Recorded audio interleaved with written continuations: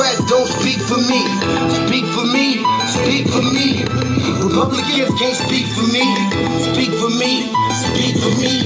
A bitch ass nigga can't speak for me. Speak for me, speak for me. You coon ass niggas can't speak for me. Speak for me, speak for me. Listen here, this is a fact of life. I be rapping like Nat Turner came back to life. Grab Donald Trump by the pussy, he ain't acting right. I never run from a conflict, I be glad to fight. It's a very cold world that we live in. Somebody please tell Elizabeth you're not an Indian. You just trying to con them people to get the benefit. Just another immigrant, stealing from the Indians. That's some punk ass shit and that's too lame. Now we finna step over to Andrew Yang.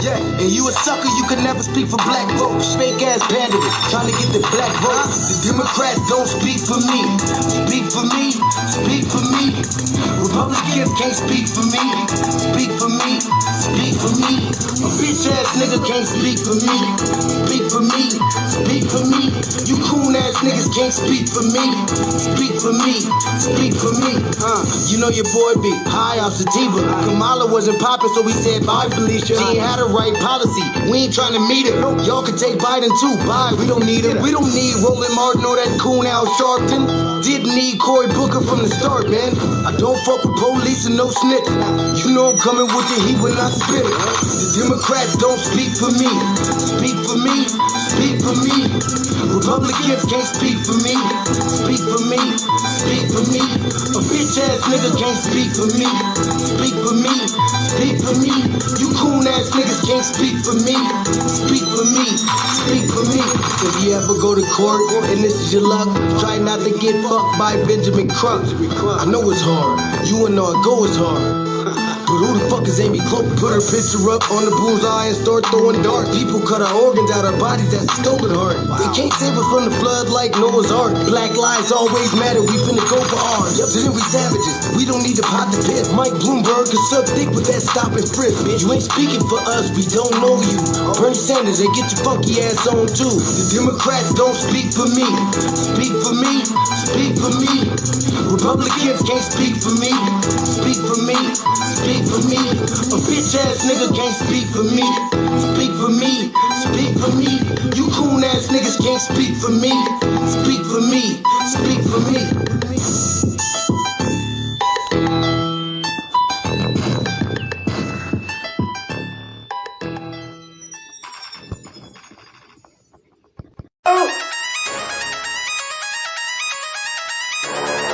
I'm talking about shout it going crazy. People going crazy in them motherfuckers. Run that shit back, man.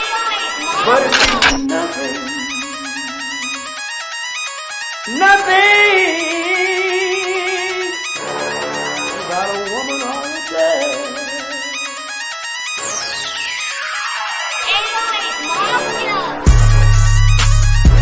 Man made the car.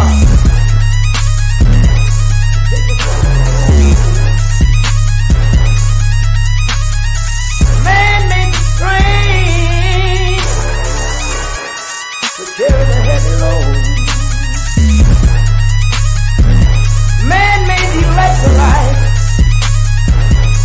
to kick us out of the dark. Man made the boat for the water like the 7 omega. Man thinks about a little bit of baby girl and a baby boy.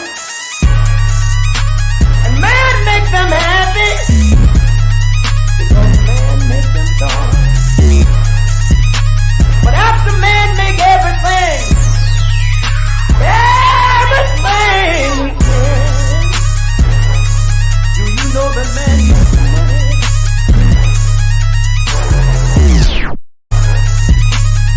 To buy from other men. This is a man's world.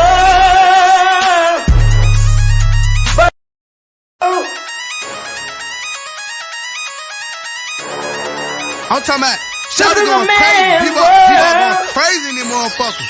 Run that shit back, man. But it's nothing. Nothing. Got a woman on the bed.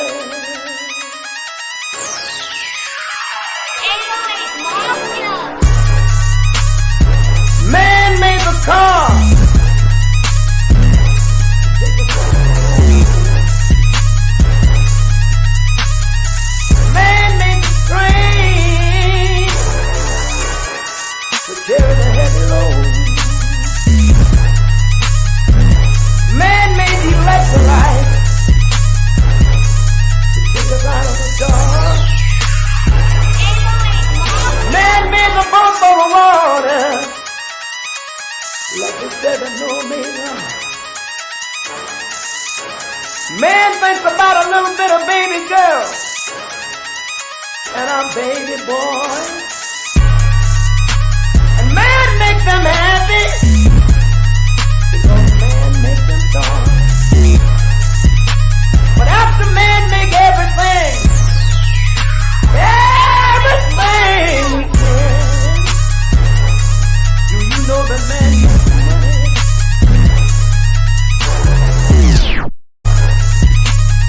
To buy from other men. This is a man's world.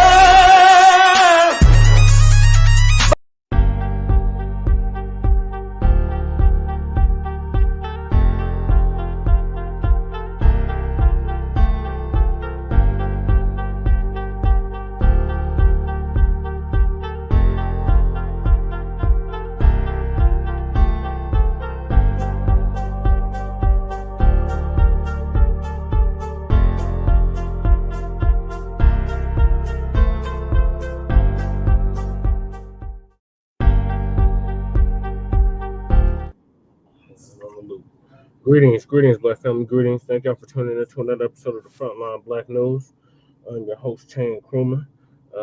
Lady Chain, unfortunately, will not be joining us tonight, but she will be coming home tomorrow. So thank y'all for keeping her in y'all thoughts and prayers. Lady Chain will be back on the scene tomorrow. We've got our first forum tomorrow. And on this season 4 episode, And we're also joined with our West Coast correspondent, Shabaka Sankoya. Shabaka, put the spirit in hands. We had a dynamic here tonight. Greetings, Shabaka from the Mile High Income City. Thank y'all for tuning in to season 4, episode 26, part 3, continuation of the Frontline Black News. I do apologize, I did fall asleep last night, so I wasn't able to complete the topics that we had on our itinerary. So we're going to go over those in addition to some additional topics. So, greetings. So the first topic that we're going to be discussing is Missouri Governor Parsons executed a innocent black man by the name of Marcellus today. So rest in power to him and his family. Rest in power to him, and thoughts and prayers to his friends and family. Then we got his Sean Diddy on a hunger strike. As y'all know, Puff Daddy, otherwise known as Sean Diddy Combs, is in a detention facility in Brooklyn, New York. And they're saying that he's now on a hunger strike. They had him on suicide watch on Shabaka.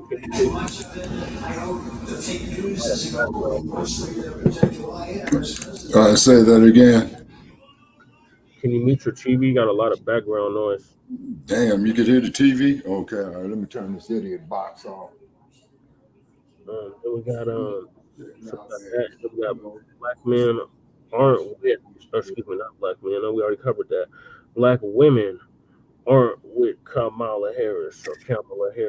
Great news. Then we got when a tool gets broken. Then we got wow, new poll shows the dump as in human shit. And we want to make that perfectly clear. Exactly. It's leading Kamala and Black Harris. Then we got J.D. Vance takes down CNN's Dana Bash in epic debate. And then we got neighbor news, illegal migrant news, and unhoused neighbor sweeps and illegal migrant sweeps. All right. So, okay. Greetings, Shabaka. How are you doing? Okay, it's warm out here in Las Vegas. It's 81 degrees here at night, and but you could, We're 20 degrees colder. Right, and then of course the days are getting shorter, and I believe that the autumnal equinox is going to be happening within the next 16 hours, commonly referred to as the first day of fall. I think it already happened, Shabaka. I think you're like a day. Okay. Monday. Oh, you sound real far away. I sound real far away? Yeah. How do I sound now? Still sound far away. Okay, that's on damn Bluetooth shit.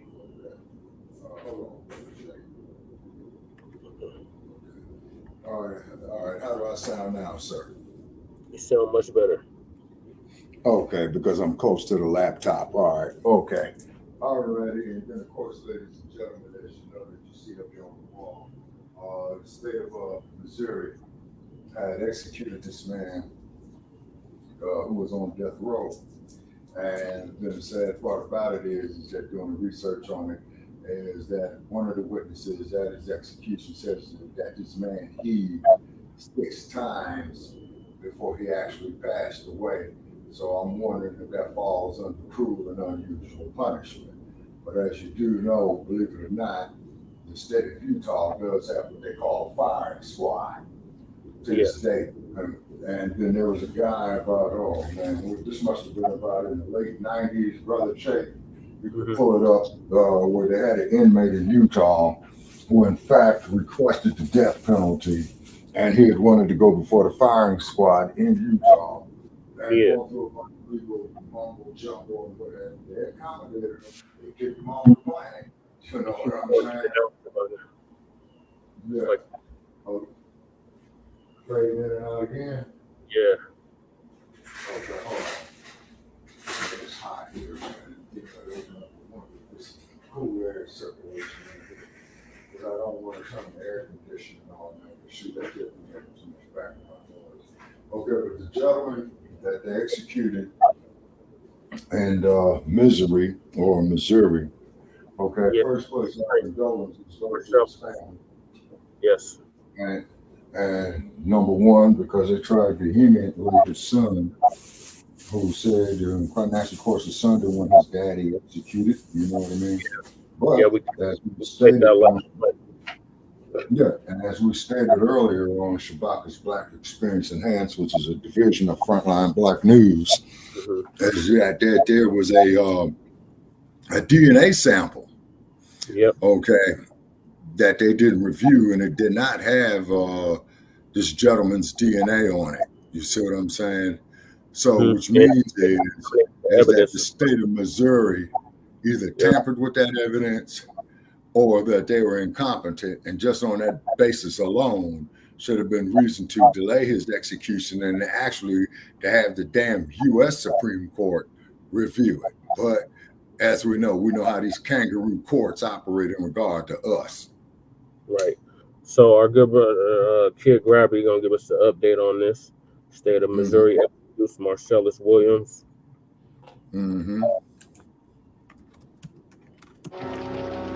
Is a living, breathing insult to my existence.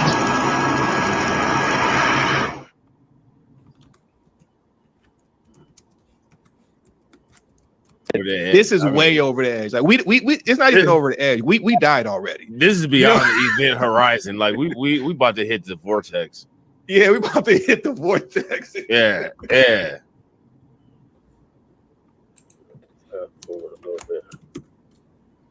Yeah, you Thomas Sowell pieces of crap followers telling me ain't no systemic racism. What the hell do you call this? Right.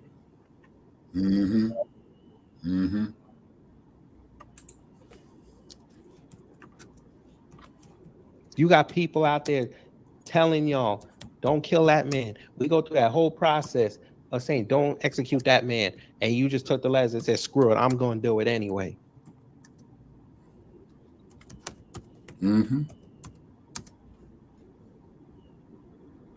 I'm sorry, fam. The next motherfucker that come up here and tell me there ain't no racism, they're going to throw me off YouTube. Yeah, they just took our video down. They took our video down earlier. They can't stand this truth. After the state Supreme Court and the state's governor both rejected pleas to stop the procedure, despite prosecutors saying he may be innocent. 55-year-old Marcellus Williams is scheduled to be executed later today by lethal injection for the 1998 stabbing death of Lisha Gale Williams, and has maintained his innocence in the case. Or rather, Williams has maintained his innocence in the case. Attorneys for Williams still have an appeal out to the U.S. Supreme Court, though. So joining us now to discuss CBS News legal contributor Rebecca Royfee. Rebecca, good morning. So this execution has actually been sort of pushed along kind of several times. Help us understand, though, what the arguments were from Marcellus's attorney, what they brought forward, and why this time around the Supreme Court was not swayed. There were two arguments, Anne-Marie, that the lawyers made this time. The first one was that Marcellus did not receive a fair trial because the prosecutors wrongfully excluded a juror based on that juror's race. The second argument was that the prosecutors destroyed the only evidence that could possibly exculpate Marcellus in this case. And so those two arguments failed in the Missouri Supreme Court. What's left now is just one last chance with the U.S. Supreme Court. I found it interesting sort of reading some of what the justices had to say, and some of their phrasing, maybe you can explain to me, but it was essentially, I see nothing here that would prove his innocence, which I thought was an interesting way to phrase it, because I thought it would be, I see nothing here that would, I don't know, somehow I thought that the phrasing would be different, but I guess at this point, the conclusion of the court is that he is guilty and you need evidence to prove otherwise. Right. I mean, once somebody has been convicted, the jurors have decided, 12 jurors have decided that he's guilty of this crime, then, that presumption that we normally have that people are innocent shifts. That said, the idea that we might execute somebody who is potentially innocent is itself troubling. And I think that's what you're picking up on, the idea that there might be one possibility. And especially in a case like this, where there is, significant evidence that prosecutors themselves contributed to the loss of the only evidence that could exculpate this defendant, it's troubling. And that those prosecutors themselves have joined with the defendant's lawyers in an attempt to stay the execution is remarkable, and something that should give the courts pause here, I think, but have not. Really quickly, any other options for him? Shout out to the viewers. Well, he has one last option with the U.S. Supreme Court. He's asked for a stay of his execution based on that argument, the constitutional argument that the juror was wrongfully excluded due to race. We have not yet heard from the Supreme Court. He is scheduled to be executed, as you said, later today. So, we're waiting that last minute, the response to that last minute petition. All right, Rebecca, thank you very much. Good evening, I'm Nora O'Donnell, and thank you for being with us. Tonight, we're tracking Tropical Storm Helene. Yeah, Florida about to get messed up, Shabaka. Well, hopefully it'll take down DeSantis' crib. Yeah, it's going to head right and Mar-a-Lago. Right by his crib. Mm-hmm. Okay. I don't know where he's going from here.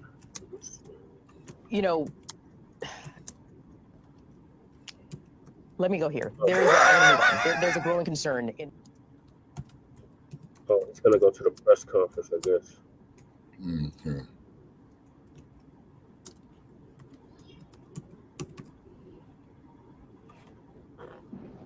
Hi, everyone. I'm Karen Poachman, spokesperson for the Missouri Department of Corrections. Bitch, you don't come up in this motherfucker and you're about to do this press conference and you sitting there smiling. Yeah.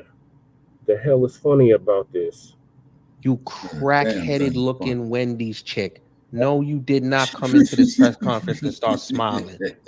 Hi, everyone. I'm Karen Poachman, spokesperson for the Missouri Department of Corrections. In a few minutes, I'll brief you on the events of the last couple of hours, but first, Missouri Department of Corrections Director Trevor Foley will read a brief statement from Governor Mike Parson. Director Foley. Marcellus Williams was executed for the 1998 murder of Felicia Gale on Tuesday, September 24th, 2024, at Eastern Reception and Diagnostic Correctional Center in Bonne Terre, Missouri.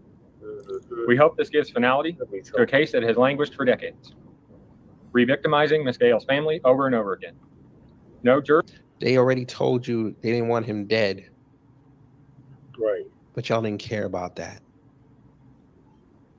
Nor judge has ever found Williams' innocence claim to be credible.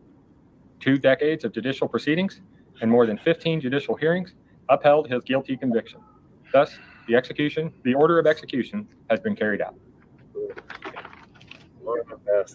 Okay, pussy, get up here.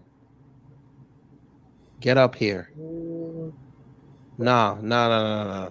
Fuck them trolls. Get your pussy ass up here. Yeah.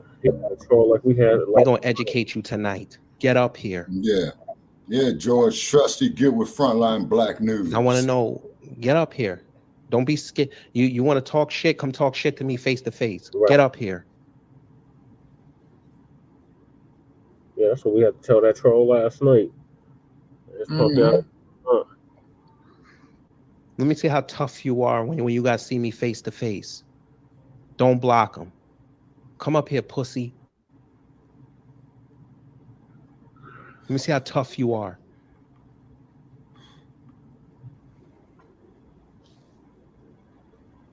Mm-hmm. Yeah. You punk. Damn troll. Talking shit, talking loud and saying. Go back down on your big daddy Trump. I'm sure he'll let you sit. I'm sure he'll let you sit on the golden throne while you're knobbing him off. Damn. Damn. Damn. You better hurry up and get to bed. I know you gotta be at one of your 3 jobs tomorrow because you sitting there caping for that man and he's ruined your fucking life. No, the link is right there, punk. Link is right there. Click it. Since you want to talk tough, come talk tough to me. Come on. Oh, it looks like he hopped up too. He did? Yeah, it looks like he hopped up. Don't type no more. Click that link. Use your big words. Let them come from your brain to your mouth. Mm-hmm. Yeah, professional troll. So the governor's statement has been provided to all of you, and there's also a statement that was issued yesterday in the form of a press release, which you should have. We don't have a statement from the victim's family, and we do have a statement from Marcellus. They gave you the statement. They told you don't execute him. That should have been the statement. You shouldn't have needed nothing else. Right. Right. Sent to all of you. Let me know if you don't have it. I'll make sure to give that to you. So I'll now read a brief chronology. At 4:50 p.m., the Department of Corrections received word that all petitions had been denied by the U.S. Supreme Court and that the department could begin with the execution sequence. At 5:40 p.m., the witnesses were moved into the viewing area.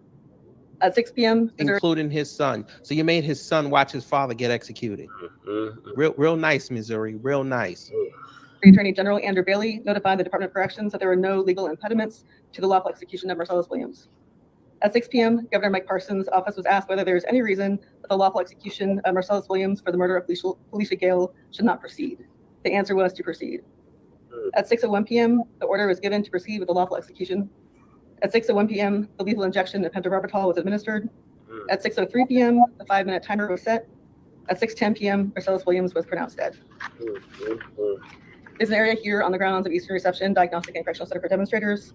Today, there were 94 demonstrators opposed to capital punishment and this execution.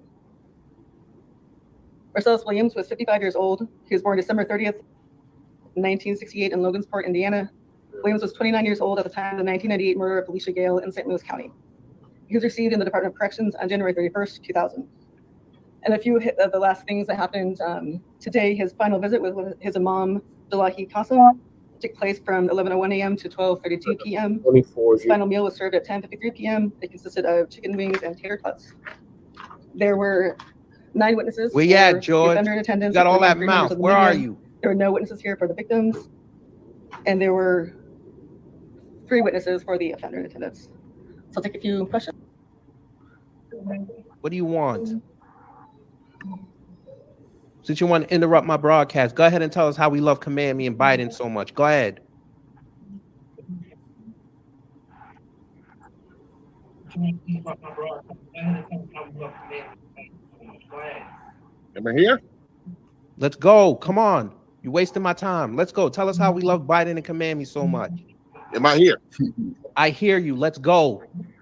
Yeah. Yeah. How come they didn't help? Why are you asking us? We don't rock with them. Next question. How come they didn't exonerate them?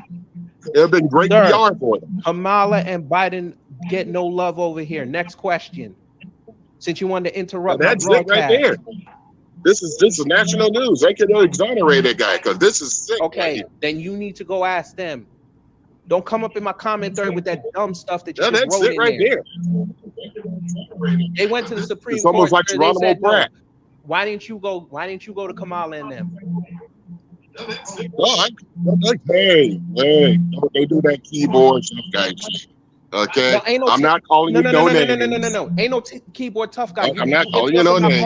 I didn't say hot dog. They Sir, didn't do it. No. First off, you came in here with the energy. You getting the energy back. No, you brought that energy in here. You getting it back because you decided to interrupt my broadcast with that dumb shit. Number one, we don't rock with Kamala and Biden over here. Hey, anymore. You should have asked before you write stuff in there. Hey, I asked for it and I give it back. Because this is great. Go ahead. The Biden and the Harris thing is done. Kamala's done. And we're here. What happened in Sacramento is equivalent to Mr. Birds spit not the fish. It is done. Wait, that's wonderful. Keep on beating the dead horse. It is done. Next question. We agree with you. Next question. Yeah, you can keep on arguing. It's done, man. Sir, we don't like Biden or Kamala over here. You're up against the rope and you still think you can go on. It's done. What are you talking about, sir? What are you talking Somebody, about? ref, throw in the towel. Speak English, sir. Speak English. Dude, you're wasting my time. I want to eat my dinner. Go eat your dinner then. Find somebody else to take and So if your dinner is getting cold, done. I said what I had to say. Good. Go eat your can of baked beans then. Oh, time wasting us, man. Dumbass. Boy, you people slow. Yell at yourself in the background, sir. Nigga over here getting happy that he finally figured out how to make lean cuisine correctly. The hell? Yes. Hey, Shay. Yeah. I don't have them with We me. need to reach out to this brother, man. We need him. Oh, yes. True. His body is going to be picked up by the Islamic Center of Greater St. Louis, and his attorney will be picking up his property. Our deepest condolences to his family. Right. Goddamn kangaroo ass corpse. Got niggas coming up in here. You eating at 10 o'clock at night. Nigga, I get it. You hungry. I ate before I started the show. Maybe if you would have ate, your ears would have opened up. I get it. You think because we black over here, we already rock with Democrats. Okay, nigga, you should have came on with the Trump hat. Might have got something going. How did he? Only nigga only want to be loud, son. Mm-hmm. Just be loud and wrong. Reach out to this brother, man. We need him. Nigga gonna go eat lean cuisine, trying to yell at me about command me. Command me. All you had to do is go back in the archive. I cracked on her 2 days ago. The hell? Right. What's wrong with niggas? I don't know. Okay, bro. You got worse hairline than I did. The hell? Damn. What you want, man? I'm always check up on you, make sure you're all right. When I came in the stream. I ate salmon. I'm great. God, what the hell I didn't miss? You missed the nigga who was yelling at me because he finally got the lean cuisine to warm up correctly. Because remember, you gotta, when you start it first, you gotta stop it 3 minutes in and you gotta rotate it. The nigga finally figured out how to get the ice crystals out of the chicken nuggies. So he one of them old Negroes, basically. I don't know if he old or not. Nigga had a fucking Windows 95 camera trying to yell at me. What is going on? I don't know, man. But I don't know. I was just making sure you was like, you come here yelling. Like he looked like he was trying to talk to people from CBS News back in 1998. Like, nigga, if you gonna yell at me, at least yell at me with a decent camera. All right. No, we don't rob neither party. About why we didn't tell Biden and command me to stay his execution. Like, they could have done it their damn self. They know this was a big story. Let me talking about this online for what, Sure. the last 2 weeks? The entire state of Missouri went out for that man. We was going, niggas went hard for that man for 2 weeks. Come on now. Innocence Project been on this. Yep. Oh, by the way, because I know he a Trump supporter. Yeah, that judge that let it go through. Yeah, that was a Trump appointed judge. That's your man. Punk. Okay, yeah. No, don't you diss James Evans' hairline. That hairline was immaculate. Don't you do that. No, because I'm gonna probably watch the playback, and because I'm about to head on to sleep, man. But Miss Niecy, hold it down for me in the chat and other mods, because I'm about to go to sleep, man. You take it easy, kid. Mm-hmm. I don't even want to listen to this cracked out looking Wendy's no more. I don't even want to hear what she's talking about. She over there. She coming in here smiling and whatever. Yes, beloved. Now I'm here to check on you, baby boy. Man, you know what? I'm glad you up here. Fuck Republicans. Mm-hmm.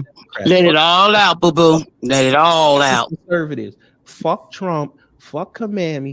Fuck Lloyd Austin. Fuck Merrick Garland. Fuck Kagan. I'm sorry. She yelling at me. Don't you call my first name, little one. Coming in. I ain't gonna. I love that little girl. Anyway, all 9 of you judges, even the 3 that said, you know what?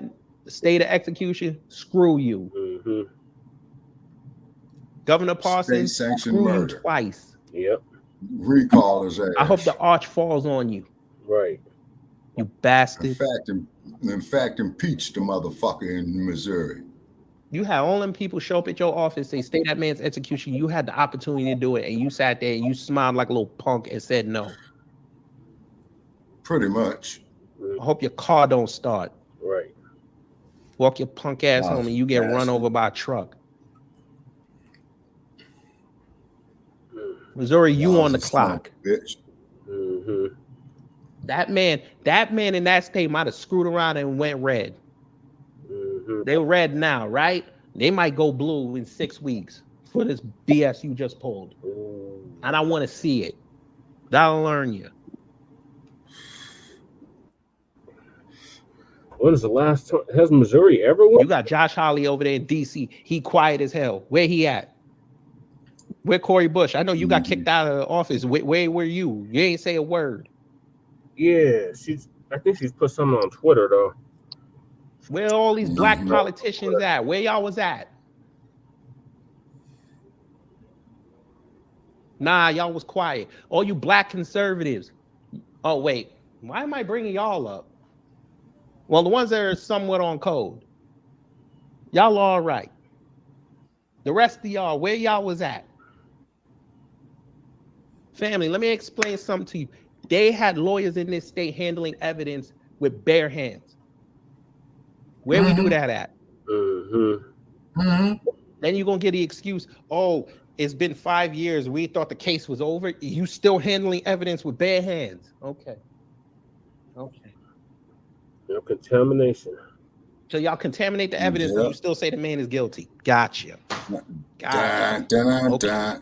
Vote everybody out. You're right.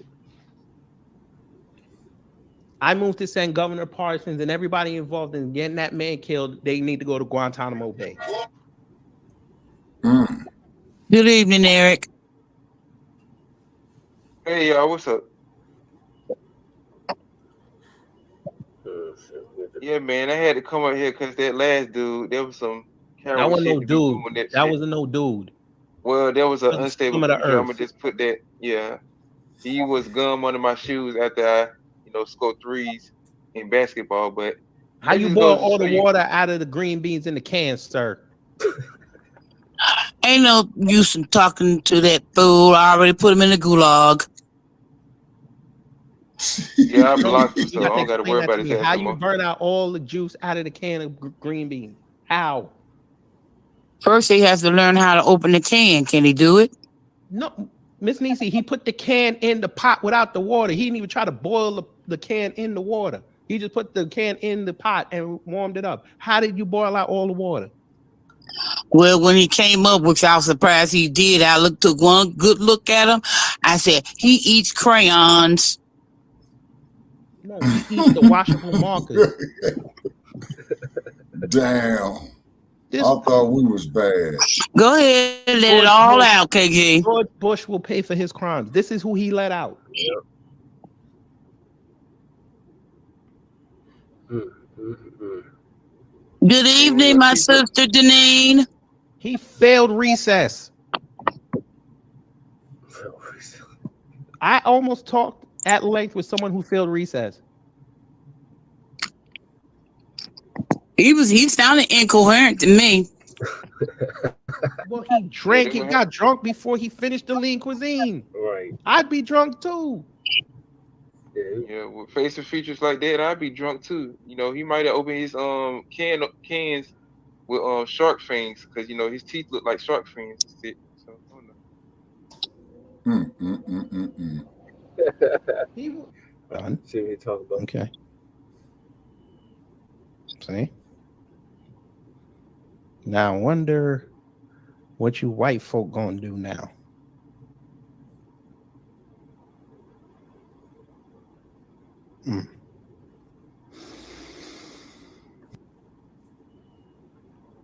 Trust me, that was All right, I'm gonna stop the video there. Another video I wanted to play is from Willie D.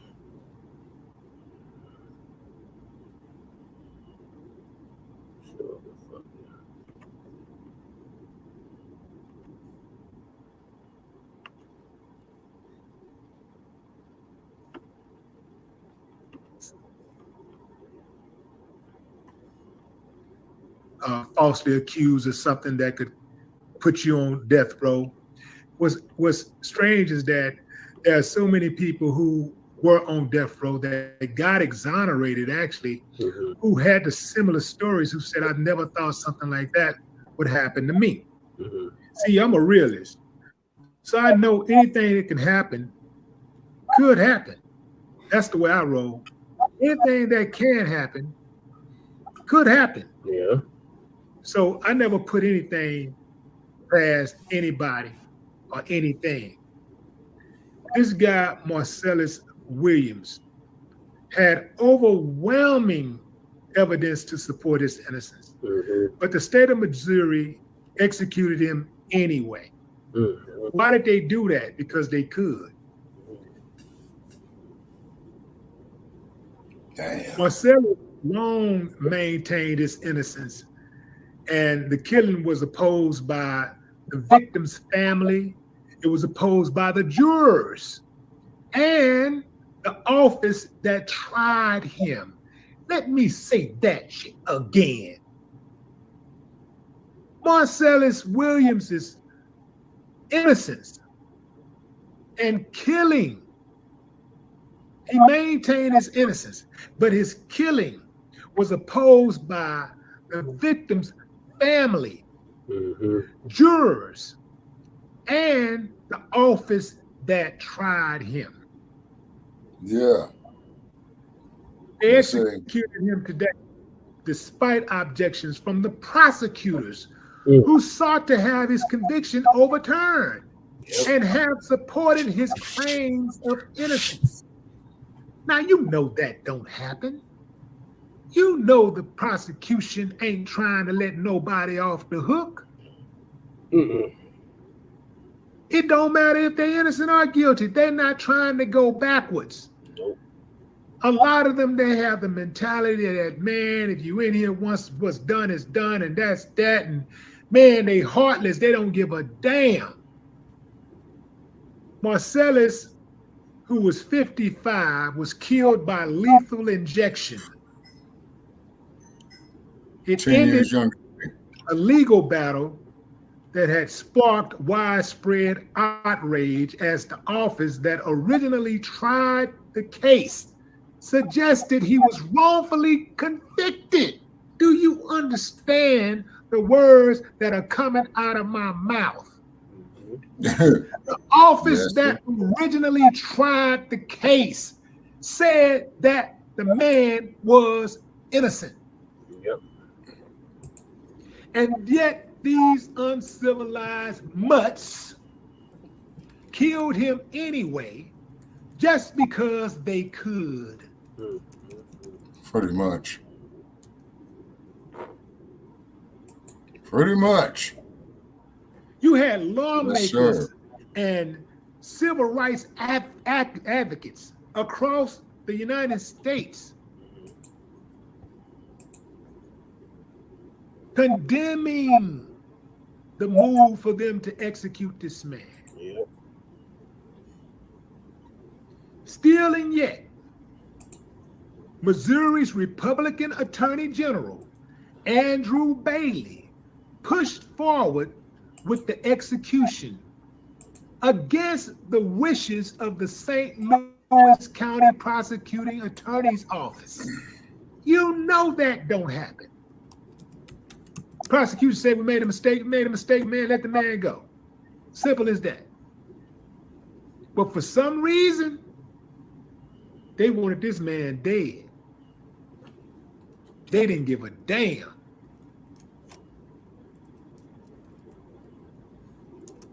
So what was the conviction for? A 1998 killing of Leisha Gale, a social worker and former St. Louis Post-Dispatch reporter. He was accused of breaking into her house, stabbing her to death, and stealing several of her belongings. But no forensic evidence linked him to the murder or the crime scene. It wasn't linked to the murder weapon or the crime scene. And as local prosecutors have renounced his conviction, the victim's family and several trial jurors also said they opposed his execution.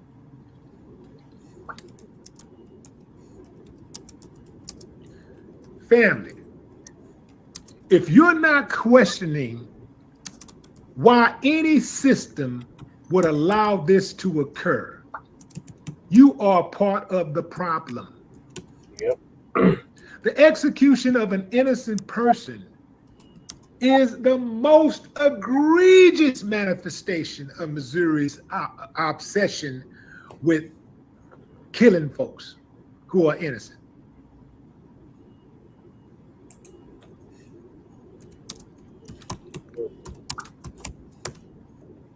Tonight, we bear witness to Missouri's grotesque exercise of state power. No matter how many times we say we can't let this happen again, this can't happen, we can't let this happen, it continues to happen because we have uncivilized mutts at the top of every major institution in America. Uncivilized, it takes an uncivilized mutt to knowingly, purposely kill an innocent human being. Right.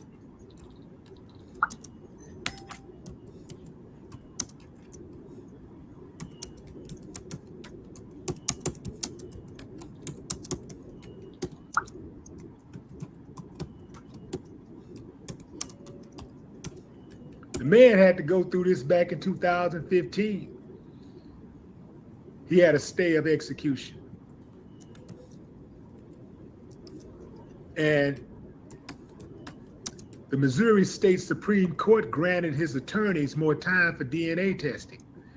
In August 2017, Republican governor at the time, I think his name is pronounced Eric Greitens, granted a reprieve hours before the scheduled execution, citing DNA testing on the knife, which showed no trace of Marcellus Williams's DNA. No trace. No trace. So again, they killed it. They set up a panel. The governor at the time set up a panel to review the case. When Mike Parson, the current Republican governor, took over, he disbanded that board and pushed for the execution to proceed.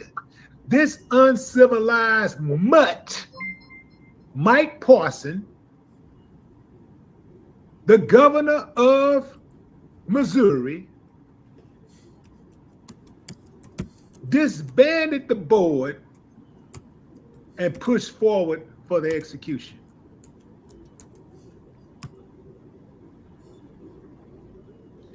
And look, fam, I'm equally critical of the Democrats and the Republicans because I do believe they're all in the same game. Right. The Supreme Court sides are the same voted point. 6-3. Yep. You better know how they went, right? 6-3 to execute him. All 6 Republican justices voted to execute him.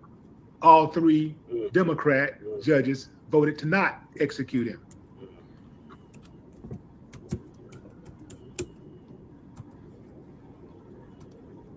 Let me tell you something, fam, what I think. I could be wrong.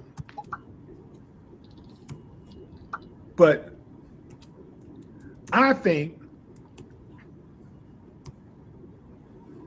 whether it was more Democrats or more Republicans, the outcome would have still been the same because they're all in the same game. Yep. And I do believe this is a wink-wink situation. They got the deck stacked, and they're doing what they want to do. It's easier for them to do what they want to do and get away with it, and it's easier for the Democrats to just throw their hands up and say, yo, I ain't know. We ain't know they was going to do that. I mean, I know some of y'all ain't going to like what I'm saying, but I just don't trust them, fam. They're not to be trusted. There was innocent people being murdered when the Democrats had the deck stacked. When the Democrats had more Supreme Court justices.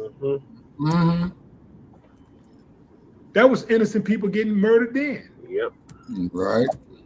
So why they didn't stop those executions? Right.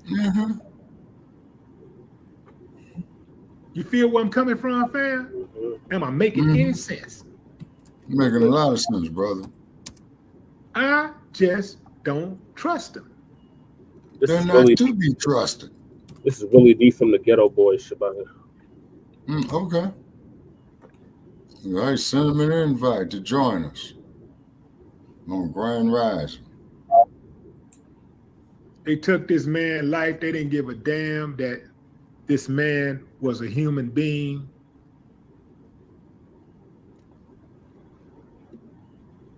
With air flowing through his lungs, a heartbeat, an operative brain. They didn't give a damn about his family, nothing. They just killed him. Let me tell you something, fam. These uncivilized mutts don't just kill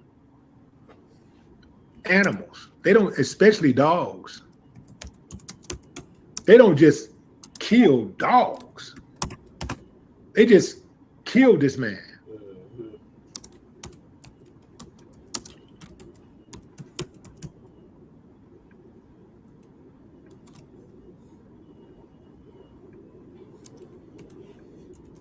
They don't kill dogs based on suspicion. Like, you can't go to them and say, I think this dog killed somebody. They're going to be like, well, how do you know he did it? Well, I just think he did it. Well, I saw him did it.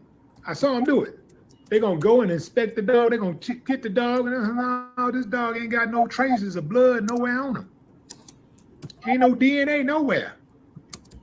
Let the dog go.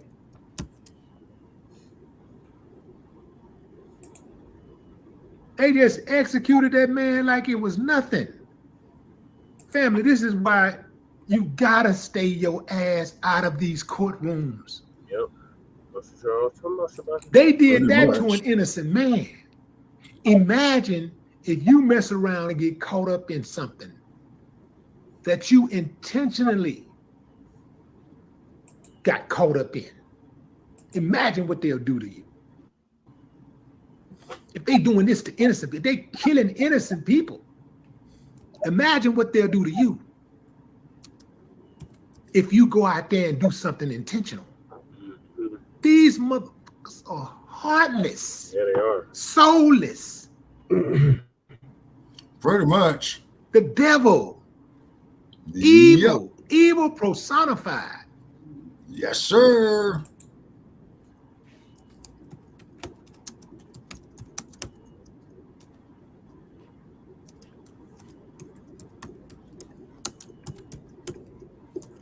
I'm gonna end it there. Mm-hmm. Rest in power to this brother. What are your thoughts on what Willie D and Kid Gravity had to say about the Yeah, they said a mouthful. They said a mouthful. Yeah, they did. Yeah, they do. You know, and then of course we're gonna mention the please join us for Grand Rising this Friday. That's Shabaki. Yeah, join us this Friday. Yes. But yeah, rest in power to Marcellus. And our condolences go to his family, most definitely. He shouldn't have been killed. Exactly. The state-sanctioned homicide. Mm-hmm. So if y'all state of misery, y'all need to get rid of goddamn Parsons. Mike Parsons needs to go. Those damn judges that the dump as inhuman shit, and we want to make that person need to go. Mm-hmm. Mm-hmm. I believe that man was innocent. I really do. Mm-hmm. Mm-hmm. But however, that just goes to show that we are all we got, Black family. They out to kill us. Yep. See? They're out to kill us. Without and a that doubt. is no bullshit. These were his final 8 words, y'all, before he was executed. Let me read this article real quick from the Mirror USA. It's the publisher. Marcellus Williams was executed on Tuesday after pleas to halt his sentence failed with the Missouri governor, Missouri Supreme Court, and the U.S. Supreme Court. Ahead of the lethal injection, Williams was asked if he had any last words, and he reportedly said, "All praise be to Allah in every situation." Mm-hmm. The Missouri Department of Corrections. His last meal consisted of chicken wings and tater tots. Missouri Department of Corrections spokeswoman Karen, I guess that's the one that was on the screen earlier that Kid Gravity was talking about, told US Today he had the one that looked like the Wendy's. He had one final visit from Iman Jahali Kasem for around 90 minutes. Williams was convicted of the 1999 stabbing death of Lisa Gale, a former police reporter for the St. Louis Post-Dispatch. He had maintained his innocence throughout the trial more than 2 decades ago, and the case has attracted the attention of advocacy groups such as the Innocence Project, which was already stated, who attempted to get the death sentence overturned. Williams pleaded appeal to the Missouri Supreme Court, who unanimously denied a stay of execution, stating in their ruling that his attorneys failed to demonstrate by clear and convincing evidence, which is bullcrap because they did. Just went through with it anyway. Williams' actual innocence or constitutional error at the original criminal trial. Williams' attorneys argued that there were flaws in the jury selection process as well, as the handling of the murder weapon, which did not have his DNA on it, which is large. The victim's family had even came out and said they did not want Williams to be executed. Yep. Missouri Governor Mike Parson also declined Williams' appeals. Las Vegas Boulevard is cracking tonight. Yeah. Let's see. They got some damn fool on a motorbike out there. Yeah. Allowing the execution to go forward. His attorneys made a last-ditch effort to save Williams' life by appealing to the U.S. Supreme Court, but they declined to intervene and did not provide a reasoning for the decision, which is common in emergency docket cases. Justices Sonia Sotomayor, Osama, Lena Kagan, and Ketanji Brown Jackson said they would have granted the appeal to pause the execution. He just said, well, he didn't say their names, but he said the justices. Tonight, Missouri will execute an innocent man, and they will do it even though the prosecutor doesn't want him to be executed. The jurors who sentenced him to death don't want him executed. The victims themselves don't want him to be executed. One of Williams' attorneys, Tisha Rojo Bushnell, told CNN's Jake Tapper before their execution, "We do not want a system that values finality over fairness, and this is a result that we will get from that." Top prosecutor in St. Louis have recently joined in calls with Williams' conviction to be overturned, citing the DNA evidence that showed the murder weapon was contaminated, as well as testimony from the original prosecutor of the case. Both St. Louis prosecutor Wesley Bell and Williams' legal team filed a joint brief asking the Missouri Supreme Court to send the case back to lower courts for a more comprehensive hearing. Bell had also filed a motion back in January asking the courts to vacate the conviction.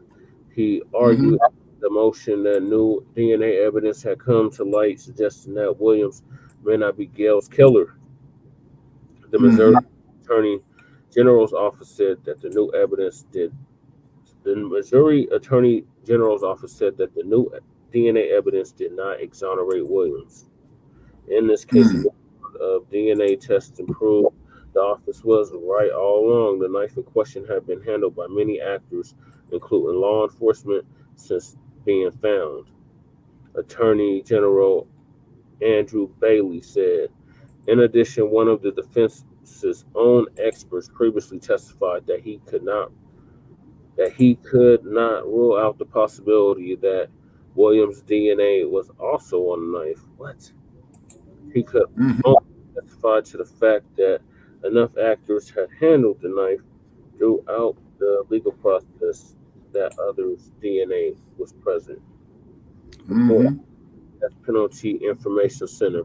At least 200 people sentenced to death since 1973, when the death penalty was reinstated nationwide, were later exonerated, including 4 in Missouri. So they could have exonerated him, but they didn't. Yeah, they did that. All right, rest in power. Hopefully this don't happen again, but with them kangaroo courts, just they're dangerous, man. They are dangerous. They say, and we don't get no justice in them, and never will get any justice in them. So this is why, man, we cannot afford to sit up here and waste our times with prepackaged bullshit and banging our head against a fucking wall, thinking that we're gonna get a different result. All right. Thoughts and prayers to his family. Sorry you had to witness, especially the son. I'm sorry you had to witness his dad get it.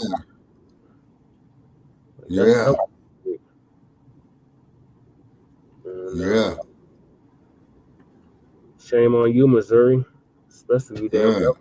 Say, oh, you vote all the mugs out. They all need to be recalled and voted out of office.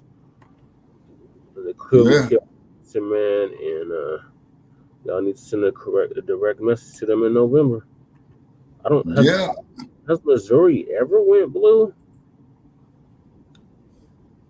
I don't know.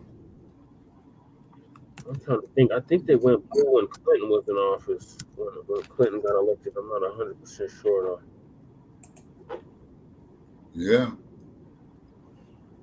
Moving right along. Yeah.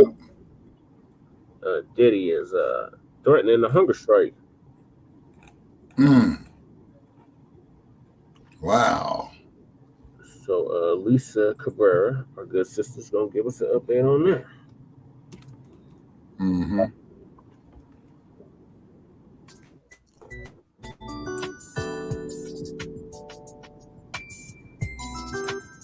Gentlemen, the word is Diddy has stopped eating behind bars. Some believe it's a hunger strike. Some are saying Diddy is in fear of being poisoned behind bars. So he has stopped eating. So this came from a source that's close to the investigation. It said the entertainer mogul might not be eating because he's scared and paranoid. And this is former prisoner Larry Levine. He has things on people who have a significant amount of money out there. A former inmate, Larry Levine, claims that Sean Diddy Combs have stopped eating in prison because he's afraid he could be poisoned. So that could be among the causes of the lack of appetite. And, that's not the only lack of appetite. A lot of times when people are going through a drug withdrawal, they're not hungry either. So Levine suggests that a hunger strike or simply bad food. Yeah, we did hear about the food with the maggots in it, I don't know too many people that would be down for eating food with maggots. Right. And other possibilities. He claimed the food at MDC in Brooklyn is exceedingly bland and contains a lot of carbohydrates. Sean Diddy Combe, who is being held at MDC, is said to be terrified that someone will attempt to hurt him by consuming his food. Yeah. Levine told News Nation that Diddy's refusal to eat might be the result of a hunger strike. Yeah, it could be. And as that happens behind bars. He said that MDC's cuisine is heavy on carbs and tasteless. A lot of food is moldy and it's cold by the time it gets to him. The food isn't as warm for him as it would be. Well, wow. It could be that the food made him ill. So, they just going into what he's there for and what he's being charged for. And I think we all know that. It just goes on and says that they are terribly understaffed, lockdowns, violence, and a delay in medical care is the norm, apparently. So Diddy is refusing to eat for fear of being poisoned. Other possible explanation is the hunger strike or subpar food at MDC. MDC is known for its poor conditions and understaffed frequent lockdowns, poor food quality, which may have influenced Diddy's eating habits. Well, y'all, far as I know, because I was looking at, them talking about the conditions there and everything, it looks awful there. That is really hell on earth where he is. And when they said there's, bugs in the food has maggots, it's moldy, and old, it's poor quality. They don't care what they serve these inmates. They never have. They have never cared. And, you know, this is their working labor, modern day slavery. And they don't care what they throw at these inmates, just as long as they get up and get that slave work done every day. That's all they're concerned about. So, y'all, yeah, it does not look good for him, but hey, it wasn't supposed to be good with everything that he did, you know, so it gets into, you know, the abuse and the trafficking and everything that led up to his arrest, which I'm not going to go into at all. But y'all, please tell me what you think about this latest update on Sean P. Diddy Combs and what is happening to him behind bars. Please leave your comment and subscribe. Don't forget to hit on the notification bell, and I'll see you on the next video. All right, what's your thoughts on this, Shabaka? Okay, Lisa Cabrera, you know what I'm saying? Once again, you know, we appreciate the sister, and there is no argument with undisputed truth. Right. Only an idiot would argue with undisputed truth, and we're not idiots. So, Ms. Cabrera, you know what I'm saying? Whoa, you know, more power to the sister. Yeah, more power to her on what she's doing. You know what I'm saying? And I'm just kind of lost for words of what happened to the gentleman there in Missouri. Yeah. They say, yeah, this is very, very sad.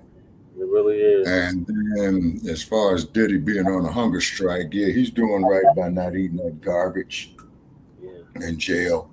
So what's going to contribute is that he's going to start losing weight. You know, of course, you know, they got him, I'm not going to say under death watch, but of course, for 50 years. They put him on suicide watch. And he got a new cell. The white convicted of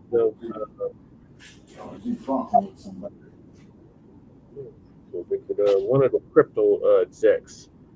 So that's who he's walking. So he's walking concrete with a crypto exec, huh? Yeah, former crypto exec Sam Blankman. His name sounds familiar. What crooked shit did he do? He defrauded a whole bunch of people out of money with the cryptocurrency. You got to be careful with that shit. Y'all trying to hijack bank accounts. You know what I'm saying?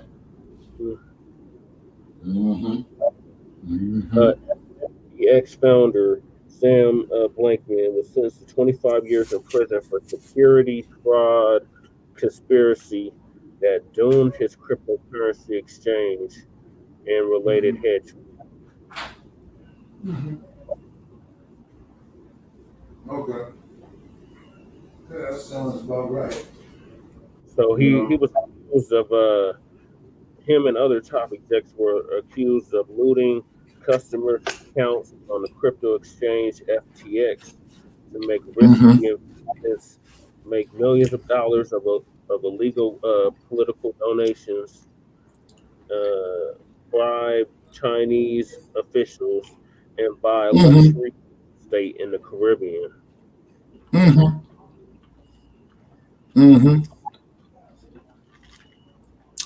Wait a minute, I think they did a show on that dude, man, on American Greed a few years back. Yep, I believe so, Shabaki. Yeah, he was on American Greed. Yep. Well, Mr. Combs, I guess you should have did something more positive, brother. You know what I'm saying? Right. And then in LA County, as we all know, it just came to my attention, he's got Glory Allred on his ass. Oh yeah, and then another victim came out, said that he raped her. Now, I sincerely hope due to the nature of the charges that they have against Mr. Combs, is that they will weed out, you know, those ones that's just out there trying to money grab. You see what I'm saying? Yeah. And what Mr. Combs is accused of, I do not condone in any way, form, or fashion on that. But please check the possibility if Mr. Combs was framed for this shit. Is because, as you have stated, Brother Che, where's all these big time record execs at? Exactly. Well, like I said, the industry is mighty quiet right now. Yeah, that's what I'm saying. Very quiet, and that's unusual.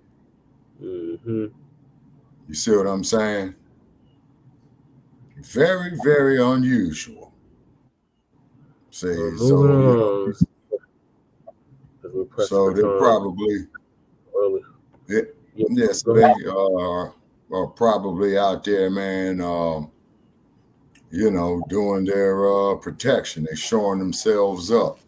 So in the event, you know, that they get exposed, you know, for their sick shit.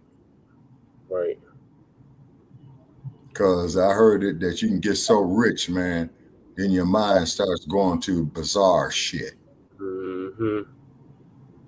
See, you know, just like they did with Michael Jackson, with the Neverland case. You see what I'm saying? They put all them charges on him because he was acquiring too much. Yeah, exactly.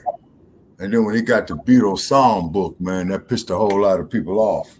Who was trying to get it, and then he quit fucking with Sony. You see what I'm saying? 50% you know, yeah, he wanted to do his own thing. You see what I mean? So, is this something similar to what Diddy did, or what Diddy's accused of? Did Diddy piss off the wrong people? That's what some people saying? That's what some people. And in Hollywood, sometimes, man, what they would do, if you don't, as they say, freak off with them, they'll take it personal. Yeah. What's the professor saying? Professor is telling us that black women aren't with Kamala Harris. Great news. Great news, great news, great news, great news, great news. Professor, and this is the moment of truth. Janet Jackson has started a firestorm after saying that Kamala is not black and she'd heard that her father is a white man. Now, there's been a lot of people who are very touchy about that particular subject, especially some of the Democrat boosters on The View, of all places. Just for the record, though, on Kamala Harris's birth certificate, her father's race is listed as Jamaican, which is a nationality, not a race. I haven't been able to find anywhere where Donald Harris has ever been on record declaring himself as a black man. Kamala says it, but it's not about what she says, it's about what her father says. And nobody has anything on that. Now, when Janet made this remark, it was during an interview with The Guardian. And during that interview, there was the predictable pushback. How can you say that? She was saying what she heard. That's what she was saying. She was saying, I heard that she's not really black, that her father is a white man. That's what I heard. And because of the fact that Donald Harris has chosen to leave this dearth of information, that creates a huge vacuum that everybody who wants to speculate is filling. Now, when Janet Jackson got pushed back from The Guardian on this, instead of backing down, she doubled down. She said, I hear that he's a white man. And that's something that apparently the white media couldn't accept because Janet Jackson, not only is she a high-profile celebrity, but she's a black woman.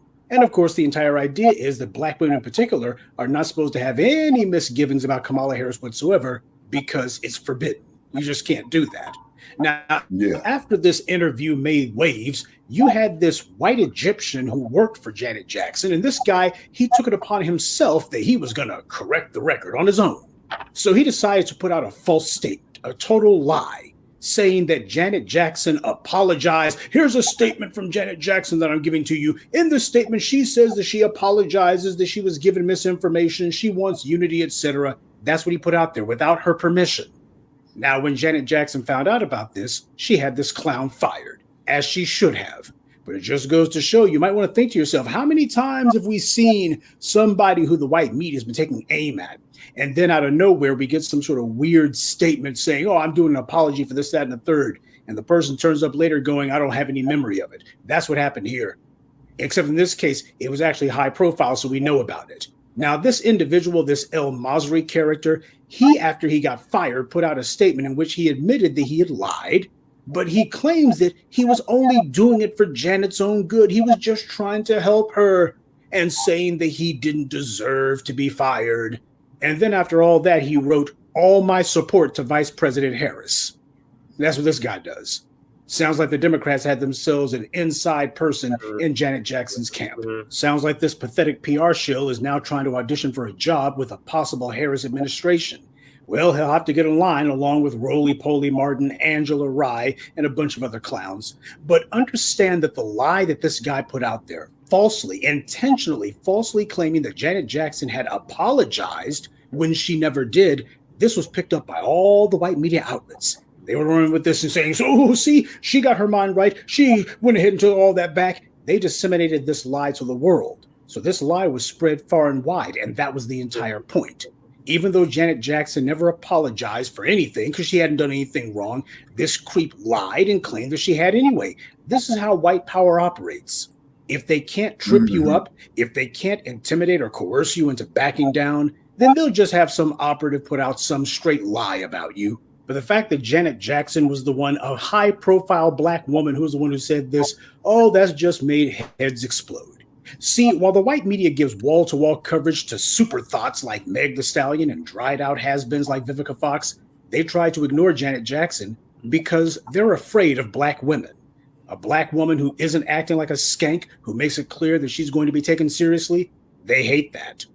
This is also part of a larger narrative of fear that the Democrats have going right now. People have heard about how black men aren't voting for Kamala Harris. But when you look at black women, you see that Kamala's got a huge problem with them too. Black women are demanding tangibles, and all she's offering are vibes. Well, that ain't gonna wash. Black women have seen the disrespect that Kamala Harris has shown over the decades, and thanks to the black media, we've kept her targeting of black mothers under the guise of fighting truancy fresh in people's minds. We're not letting anything fall down the memory hole. Kamala's sorority ties aren't helping her with black women either. Black women don't respect these bougie, boule front groups. All that girl power and black girl magic talk is recognized for the empty rhetoric that it is. This is what's going on now. Black men were leading the charge, and more black women are getting on board. All you got to do is look at the comment sections, and increasingly the videos that are being posted online, you're seeing more and more black women who are saying, wait a minute here, it ain't just the black men. We got our issues too, and they spell it out.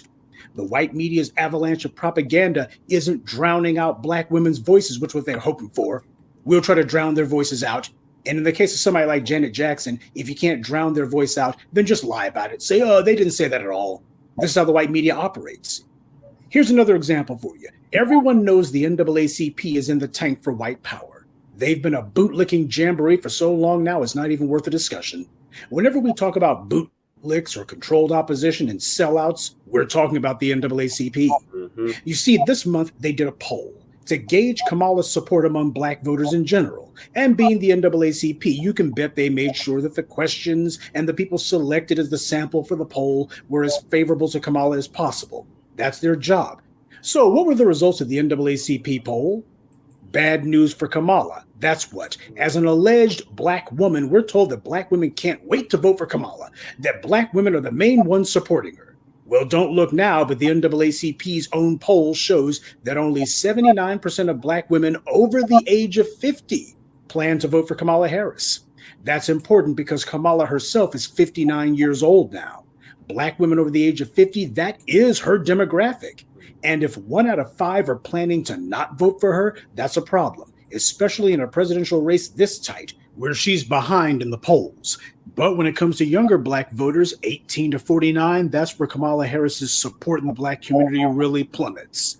Among the 18 to 49 crowd, only 56% said to the NAACP that they would be backing her candidacy.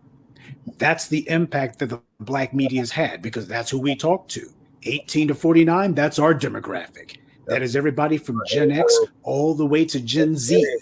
So for the younger folks, you can see what the future of the Democratic Party is. And it's going to be pretty dang empty. That's what it means. So Kamala Harris's black support is in the tank. They can go ahead and try to put a pretty face on it. But when the NAACP says, man, about 1 in 5 black women are not backing her, and nearly half of young black voters say that they're not going to back her, that's when you know you got a problem. How in the world do you lose half of young black voters?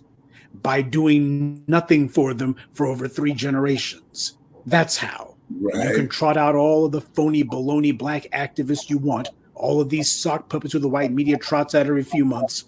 You can go ahead and have all of the bootlicks and shills get out there and say, you got to do what we say. We're not listening to them. And the more that they scream and yell and try to coerce us, the more we ignore them. Because that's what you do with irrelevant people. You don't argue with them. You don't go back and forth with them. You just pay them no, never mind. See, this is the whole part of Kamala Harris's stagnating poll numbers that they're not talking about. Sure, he's got a lot of black men out there who are looking and going, you know what, this woman definitely ain't for us. But there's a lot of black women who have been looking and going, you know what, she ain't for us either. This is the solidification of the black voting bloc. This is black folks being a cohesive voting bloc, and the white media does not want that. That threatens white power.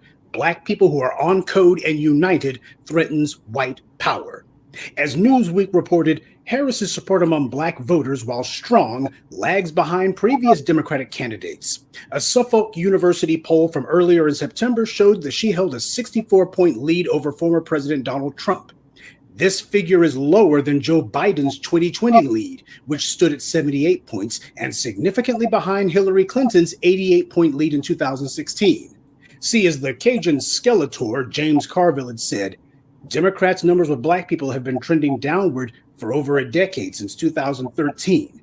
Every election cycle, the numbers get lower and lower and lower. So when it comes to black voters, Kamala Harris's support is lower than it was for Hillary Clinton or even for Biden in a race where black voters are going to be key. That's no small thing. And Newsweek also tried to sprinkle sugar on crap by talking to black women like Adrienne Shropshire. She's the front woman for Blacc. Go back in the archives on this YouTube channel. I exposed her and that white dark money donors who invented Blacc and who are funding it. She's their sock puppet front woman. Her group is nothing more than a clumsy front for a white DNC cheerleading squad. Shropshire says the Democrats need to knock on more doors and increase their mail and digital efforts. So at a time when black voter discontent is higher than it's been in generations, and black people are talking about actual issues, what's Adrienne Shropshire and Blacc solution?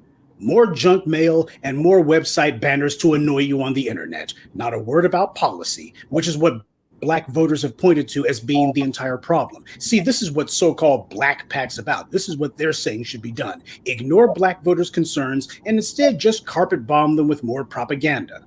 And speaking of propaganda, the incompetent operative class for the Democrats is hard at work telling us that black women's most important issue is abortion. So you got this woman, Colleen Nicole Gross, writing articles in which she says abortion bans are a threat to black women, and she boasts that black women account for 40% of abortions in the U.S., as if that's some sort of bragging point.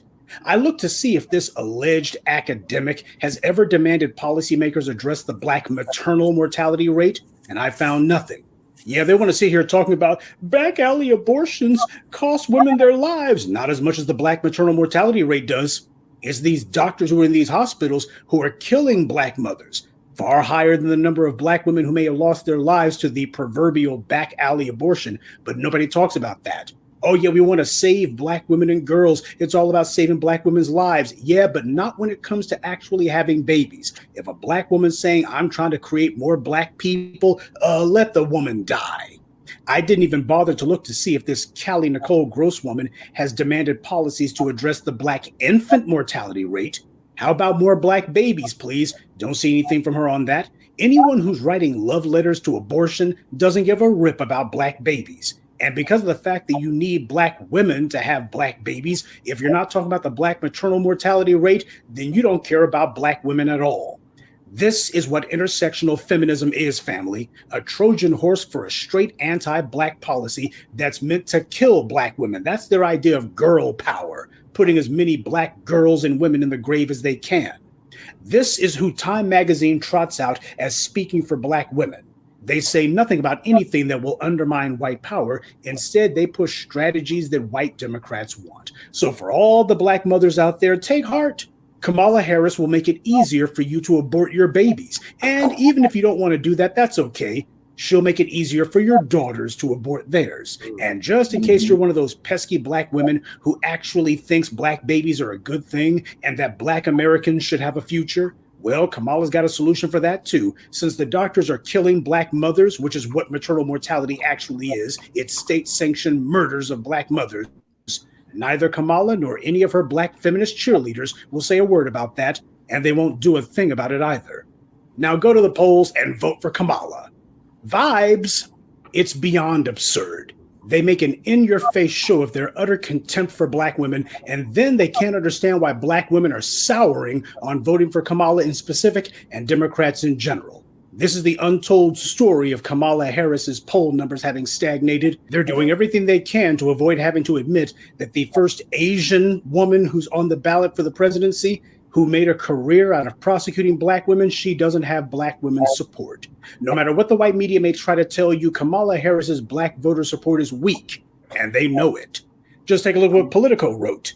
They were sitting here quoting Jamie Harrison as having said, if we can get the turnout in rural Georgia, in rural North Carolina, rural Pennsylvania, and Wisconsin, where we've got sizable pockets of black and brown voters, it puts less pressure on our urban areas, and it really allows us to run up those scores. That's what Jamie Harrison said. And by the way, if the name Jamie Harrison sounds familiar, it should. This is the clown who nigga Jim Clyburn endorsed 4 years ago, and it was his defeat in that Senate campaign when he crashed and burned in humiliating fashion. That's what caused Jim Clyburn to be ready to jump out a window. He was ready to blame everybody, especially us, when he was talking about stop sloganizing, sloganizing kills. Y'all gonna cost us elections. It was specifically the loss of his boy, Jamie Harrison, that had him foaming at the mouth. He said that the people talking about defunding the police, trying to hold the thugs with badges accountable for their crimes, they're the reason that his boy lost. Well, you know what? For once in his pathetic, empty life, James Clyburn's right. If Jamie Harrison had gotten on board with the black agenda, if he had gotten with the program, then he would have won, just like Raphael Warnock did. But Jamie Harrison, he preferred to be Clyburn's boy. And being the little slave that he is, Clyburn can't afford for his white DNC paymasters to think that he can't conjure magic for them at the polls. He's got to be able to show that he can corral all the little niggers out there. After all, the white media does call him the most influential black politician in America. Well, that's what I hear too, but mostly from the white media. So when you see Jamie Harrison saying something, just remember, he's one of James Clyburn's operatives. And look at the areas that he mentioned. Georgia, that means Atlanta. Georgia is a red state. It's the home of Newt Gingrich and Marjorie Taylor Greene, for God's sake. So understand that. Georgia is a Republican state. The only bastion of Democrat power there is Atlanta, period. Harrison also was talking about rural Pennsylvania. Whenever the Democrats say Pennsylvania, that means Philadelphia and Pittsburgh. Pennsylvania is basically a red state with a huge blue island in it. Hell, even the Cajun skeletor James Carville admitted that when he famously said Pennsylvania is Philadelphia in the east, Pittsburgh in the west, and Alabama in between. So anytime any politician is talking about Democrats winning Pennsylvania, they're talking about Philadelphia, a black city. And the same for Wisconsin. Wisconsin is a purple state that leans slightly to the right, but the divide is just slim enough between Democrats and Republicans where the black vote is the swing vote. When black voters are mobilized in Wisconsin, Democrats win. And when black voters aren't, Democrats lose. So when they say Wisconsin, that basically means Milwaukee. And Harrison also was talking about North Carolina. Trump's still ahead of Harris there, but pollsters are claiming that it's within the margin of error now. So that's why Harrison's so jolly in the behind about it. Black voters are who carries these areas for the Democrats. So the question is, why abandon a tried and true strategy for something totally different, untried, ain't won a single election for you, and try to go to these rural areas? Why do that? These rural areas are much more likely to be Republican. Why are they sitting there talking about black and brown voters in areas that are much more known to be Republican friendly? That doesn't make sense. It takes far more money and people to try to canvass, reach, and mobilize people out in the sticks than it does in the inner city. You get the most bang for your buck in the urban areas because the voters are more concentrated there. Black people have largely left rural areas, so why waste time going out there in the boonies? Well, Harrison told you why. Because there's brown voters out there. This isn't about black voters at all. This is about continuing the Democrats' ongoing project of creating a new non-black voter base, one that will be comprised of people who won't put pressure on white supremacy. So what they're hoping is that there's going to be some brown voters out there who are going to lean toward Kamala Harris, but it also smells like they're continuing the ongoing project of looking for those Biden Republicans, who I guess these days they're hoping are going to be Kamala Republicans. That seems to be what's at work here. That's what's going on here. You have a black man who's the head of the DNC committee now, and he's trying to push the Democrat strategy of putting together a new base, one that isn't vulnerable to black people's demands, because we're putting too much pressure on a system that has benefited everyone like Jamie Harrison and harmed everyone like you and me. No matter what kind of a pretty face the white media tries to put on things, Kamala Harris just isn't running the boards with black voters. When you look past the paper-thin veneer of hype and exaggerations the white media throws up, you very quickly find that black voters are either deciding to stay home on election day, or you even have a few who are deciding that with a candidate like Harris on the ballot, they might as well just vote for the orange man. Now, let's be honest. The claim that black voters are all running to the GOP, that's a lie. But it is true that Kamala Harris continues a practice of Democrats trying to bluff their way past black voters. And with empty rhetoric, scare talk, and phony praise is all that she's offering, well, it's not surprising that there's a few black voters who are going, well, hell, might as well go ahead and give the cheap con man from that game show a listen. 4 years ago, the white media saw that black voters rejected Kamala Harris outright during her own damn-to-fail presidential bid, and that black voters were not at all enthused about voting for Jim Crow Joe Biden. So the talking point that went out from DNC headquarters 4 years ago was, say that anyone talking about reparations is a Russian bot. That's what Joy Reid did on her show. This time around, they're claiming that there's some group of conservatives who are trying to undermine Kamala's black support by saying she wants to ban menthol cigarettes.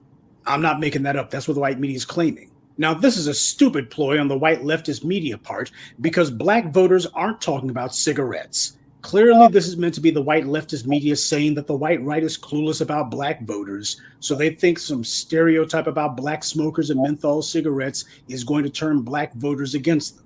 Never mind that these white leftists are as clueless about black voters as the white conservatives, especially their stalking horse Kamala Harris. Get your booty to the polls, anyone? Kamala Harris dancing to Cardi B, Meg the Stallion as her virtual running mate, and don't forget, washing collard greens in the bathtub. Kamala Harris isn't talking about anything that's important to black voters at all. In fact, she's doing everything she can to distract from her total lack of policies for us. And the second problem with NBC's piece is that Kamala Harris is losing black support because she refuses to talk about things in our interests. This NBC piece is a perfect example of that. Black voters are getting on code. All of their carpet bombing us with propaganda isn't bearing fruit like it used to. The old bag of tricks just ain't working, and they don't know how to cope. I thought it was very important to go ahead and do a morning briefing about exactly where black women voters stand with Kamala Harris, because we don't want anyone saying that, well, it's just the black men out there who are objecting to it. No, there has been a long-standing body of black women who have been speaking up, and they deserve to be heard because people like Kamala make it their habit to ignore them. So I got to tip my hat to the sisters out there for standing on business. Make sure to leave your comments. Make sure to also put out videos of your own. The very best thing that you can do is to make sure you speak in your own voice for yourselves. That's how you put the pressure on the Kamala Harrises of this world. And it's also how you shut down all of these bought and paid for sister girls out here who are calling themselves being cheerleaders for her. If you are not standing for black people's interests, starting with our monetary interests, and also being closely followed by our right to life, which is why I keep pointing to the maternal mortality rate and the infant mortality rate so much, then you are not actually concerned about black voters at all. And if you're not concerned about black voters, and certainly not concerned about black women voters, then why the hell should they be concerned about you? Right. Good day, and be one. I'd like to take a moment to mention some of our contributors: Suleiman Alaji, James Hampton, Jacques Hargett, Deep I 904, and Gregory Franklin.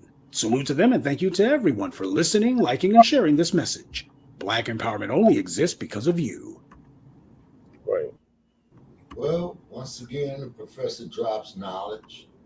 This news is funded by viewers. Oh, Amy Goodman. Okay, but the professor once again dropping undisputed truth and only a fucking idiot would sit up there and try to debate that the truth that was just heard. Right. Yep. So great news. Great news. We've been telling y'all for months and years now. It's finally resonating, sinking in. The sisters are getting on code and they're not supporting Kamala Harris. And there's nothing you Democratic shields can do about it. Pretty much. Yeah. All right, well, we got another shield, this time a Republican shield, who got broken, and that is Candace Owens. So, yeah, Candace Owens. Candace Owens, when a tool gets broken. Yeah, white supremacy always breaks their tools. Family and fellow soldiers, I'm the professor, and this is the moment of truth. Karma may always be late, but it also always shows up too, eventually. Irony's not dead, but a lot of people are thinking that Candace Owens' right-wing grift probably is. Look, let me go ahead and say from the outset, let's not kid ourselves. As dumb as the right-wing nuts are, there's plenty of those lead paint slurping idiots who are willing to drink the Kool-Aid. All she's got to do is start attacking Black Americans full-time, and she'll be able to put together some kind of audience of bigots, reprobates, and weirdos. That's the low-hanging fruit that every sellout, suck-up, and bootlick reaches for. But between now and then, we can reflect on how she fooled herself into thinking these white supremacists that she shilled for actually liked her. As everyone knows, Candace Owens got herself demonetized from YouTube, and she was suspended for a week. But this isn't the first time that she's been demonetized. It happened just last year on some of her transgender videos. This time, it's allegedly her entire channel that's been demonetized. That was a couple of weeks ago, and she's since resumed posting her inane brain farts. But her problems go way beyond YouTube just pushing her around. Now, Candace Owens is getting dragged because she actually decided that she was going to run her mouth about a group that could actually do something against her. Now, as she herself has said, she took on Black Lives Matter, and she called them Black supremacists. Obviously, she doesn't know what the heck the word supremacist means. As we all know, Black supremacist is an oxymoron. There is not and cannot be Black supremacy because supremacy absolutely requires the ability to enforce it. If someone is totally powerless yet sits around talking trash about how they're better than everyone else, that's not supremacy. That's just delusion. The entire reason white supremacy is a thing is precisely because it does exist, and it's not hot air, because they have the ability and they use the ability to enforce themselves upon the entire world. Now, I think that this is a good time for us to go ahead and define terms. What is white supremacy? That's a question as old as the hills, but Professor Blacc Truth's definition of it is this.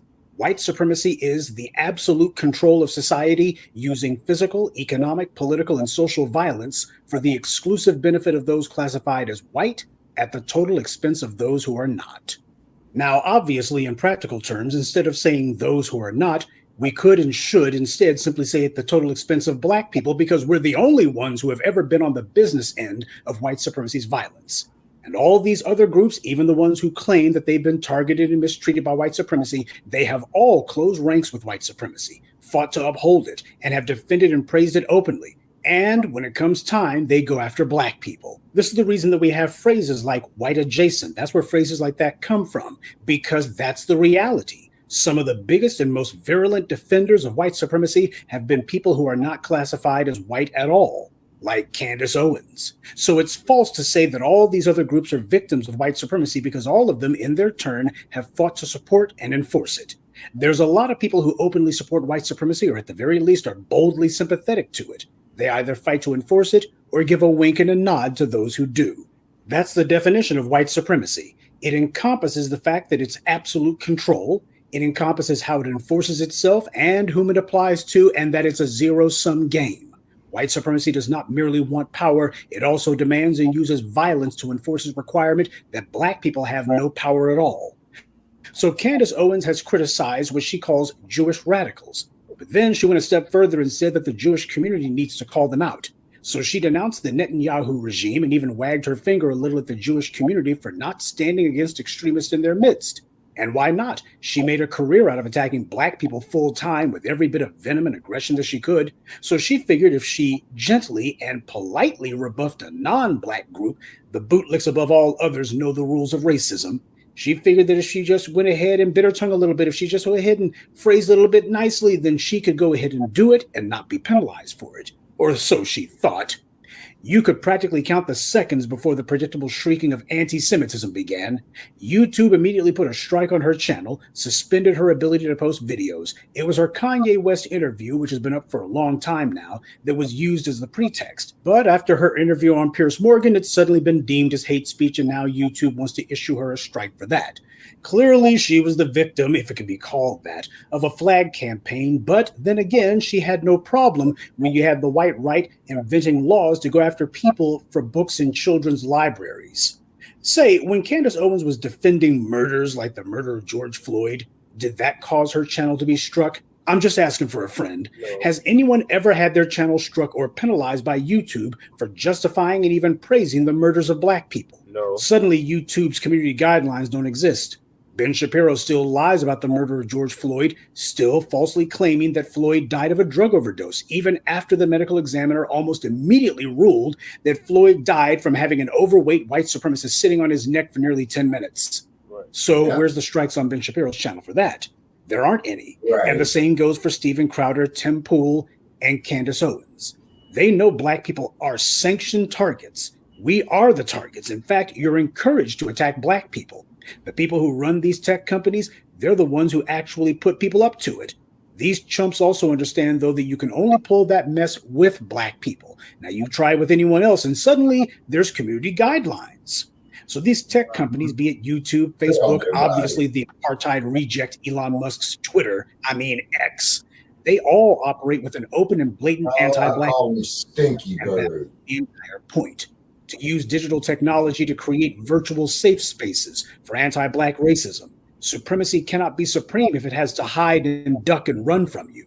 Of a necessity, it must be blatant and in your face and egregious.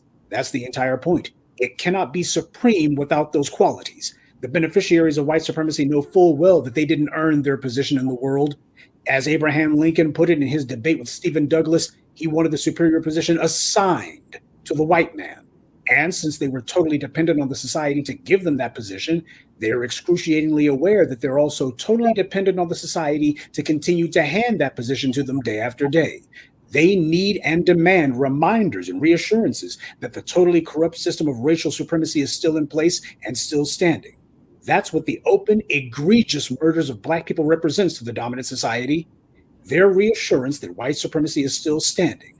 And with it, their unearned and undeserved place in the society is not under threat. When Black people are murdered and no one is punished, that's reassurance. When everyone else gets a hate crime law and Black people are totally ignored, that's reassurance. Candace Owens thought that having been on the payroll of some white think tanks and some white conservative gangs meant that she had some sort of immunity from criticism if she went after their sacred cows. After all, she has the rhetorical shield of having openly and viciously attacked Black Lives Matters for years and attacking the Black community for basically most of her adult life and promoting a number of blatant falsehoods in order to do so. Now, considering that Candace Owens was only made a thing because of certain racists like David Horowitz, the question becomes, why did Candace Owens decide that she was going to be biting the hand that was feeding her? Why do that? Well, it's not because of any principles. If I had to guess, I'd say it's the same thing it always is with these bootlicks. Money. If they're not getting paid, as far as they're concerned, they'll take their hired tongues somewhere else. It's just like Michael Steele and Omarosa before her, and Candace Owens is turning tail until what she truly believes in, getting paid. If the David Horowitzes and other right-wing racists offered her more money, you better believe Candace Owens would take back every critical thing she said about Israel and Netanyahu, or at the very least, she'd tone it down and she would stop talking like that. Like I said, the Candace Owens and the Jesse Lee Petersons and such, they're not hired guns, they're hired tongues. Go ahead and put enough zeros on that paycheck for them, and they'll go ahead and gladly spout the gibberish or lick the boots of whoever you want. Their tongues know no bounds. She has no core beliefs, no true principles other than me first. She's finding out that she wasn't as clever as she thought. See, it's safe to attack Black people. That's why so many people do it. Organizations or even non-Black people who support Black movements, you can attack them with impunity. They're all sanctioned targets. You can attack Black people all day, every day. There's no penalty. But it wasn't courageous of Candace Owens to do that. Attacking Black Lives Matters is a safe target because BLM doesn't have the ability to punish her. Black people as a group cannot punish anyone for lying about us, for attacking our interest, or for even murdering Black people in the streets. So Candace Owens' BLM attacks mean nothing. They weren't acts of courage, they were acts of cowardice. But now here she is, attacking people who do have the ability to inflict penalties for displeasing them. And she apparently thinks that her reputation for attacking Black people would act as some sort of shield to protect her. That she could simply plead, I'm being intellectually honest, I'm being balanced. Why, I attacked the Black community and people said that I was wrong for that, but I refuse to budge. She thought that would make these non-Black groups say, well, it's not like she hasn't harshly assailed the Black community, That's why she brought up the totally unrelated BLM criticism that she spouted, because she thought invoking that would protect her from reprisals. And these white supremacists are showing her that it doesn't. This is what the bootlicks like Candace Owens will never understand. White supremacy is the only supremacy out there. And that being the case, their attempts at showing intellectual honesty won't matter. Your attempts to demonstrate that you criticize everyone equally means nothing. One, because everybody knows you don't criticize everyone equally. You just criticize Black people. And secondly, because these white supremacists, they don't allow you to criticize them. It's not about whether or not you have an intellectually honest argument or whether or not you brought facts. White supremacy is not to be criticized or assailed, certainly not by the bootlicks. So when Candace Owens attacks Black people, it's because she knows we don't have the power to punish her for it. The forces of white supremacy that she reinforced, they do have the power to punish her for speaking against them, and they're doing it. This is not about winning some debate or proving that your opponent is a liar. Black people have been winning every single debate against white supremacy for 150 plus years, and it changed nothing. See, when the family dog wags its tail and does amusing tricks for its master, he gets a pat on the head and a good girl and maybe a bone if they're very good. Now, if that dog starts barking a little bit too much, its master will get annoyed. But if the dog keeps barking, its master may feel the need to swat it on the head with a rolled up newspaper. But if the day ever comes that the dog gets so comfortable that it thinks that it can bark at its master, or worse, bite the hand that fed it, the dog will wind up getting put in a kennel or put down. But what won't happen is it won't be allowed to live in the house with its master anymore. This is why white power always breaks its tools, because on a long enough timeline, you always get some bootlick who gets a little bit too big for their britches and starts imagining ideas above their station, like maybe they're equal to master. And if master does something that they don't like or that they find aesthetically unpleasing, well, maybe they can talk back to massa. And when that day comes, they have to be shown, no, you don't get to talk back to massa. So Candace Owens will go the way of Milo Snuffleupagus. Sure, she'll still be around. The people who stomped on her didn't kill her after all. But the entire reason anyone even knows her name is because white power gave her a platform. And what they're showing is they can also take it away. Yes, there will always be a rump contingent of crackpots who still get a giddy thrill out of watching a Black person repeating all of the white right's anti-Black lines. The freak show aspect of Candace Owens is still extant. But Candace Owens herself is contained. Black people aren't going to support her, and white power being what it is, no one who previously pushed and presented her to the public is going to do so anymore.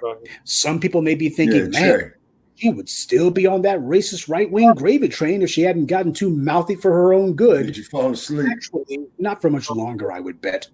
That conclusion ignores basic history. White power has no long-term plans for any of its tools. None of the racists who were pretending to praise her actually liked her. They couldn't stand her. She was a useful idiot. She was of use. And they couldn't stand having her around and were only too glad to finally be able to say openly what they've always thought of her. And make no mistake, if it wasn't this, it would have been something else. We've seen plenty of bootlicks on the right, but mostly on the left, who have gotten thrown out and gotten their pink slips for far less than this. They never cared about Candace Owens' stupid speeches because she was simply parroting all of their talking points. They didn't keep her around because they thought that she was some kind of great thinker. All those racists who used to laud her for years, they did a 180 and began calling her the dumbest person they ever knew when she started talking back. And while her criticism of Israel was what prompted them to say it, the truth is they were simply saying out loud what they thought of her all along. Candace Owens' job was and remains to be the Negro who will say all the foul anti-Black stuff that the David Horowitzes know they can't get away with. That's it. She's there to be their crash dummy. But this dummy tried to get smart, and now they're showing her what they always thought. Candace Owens seems to be shocked by all this, but of course the Black community's been saying this since day one.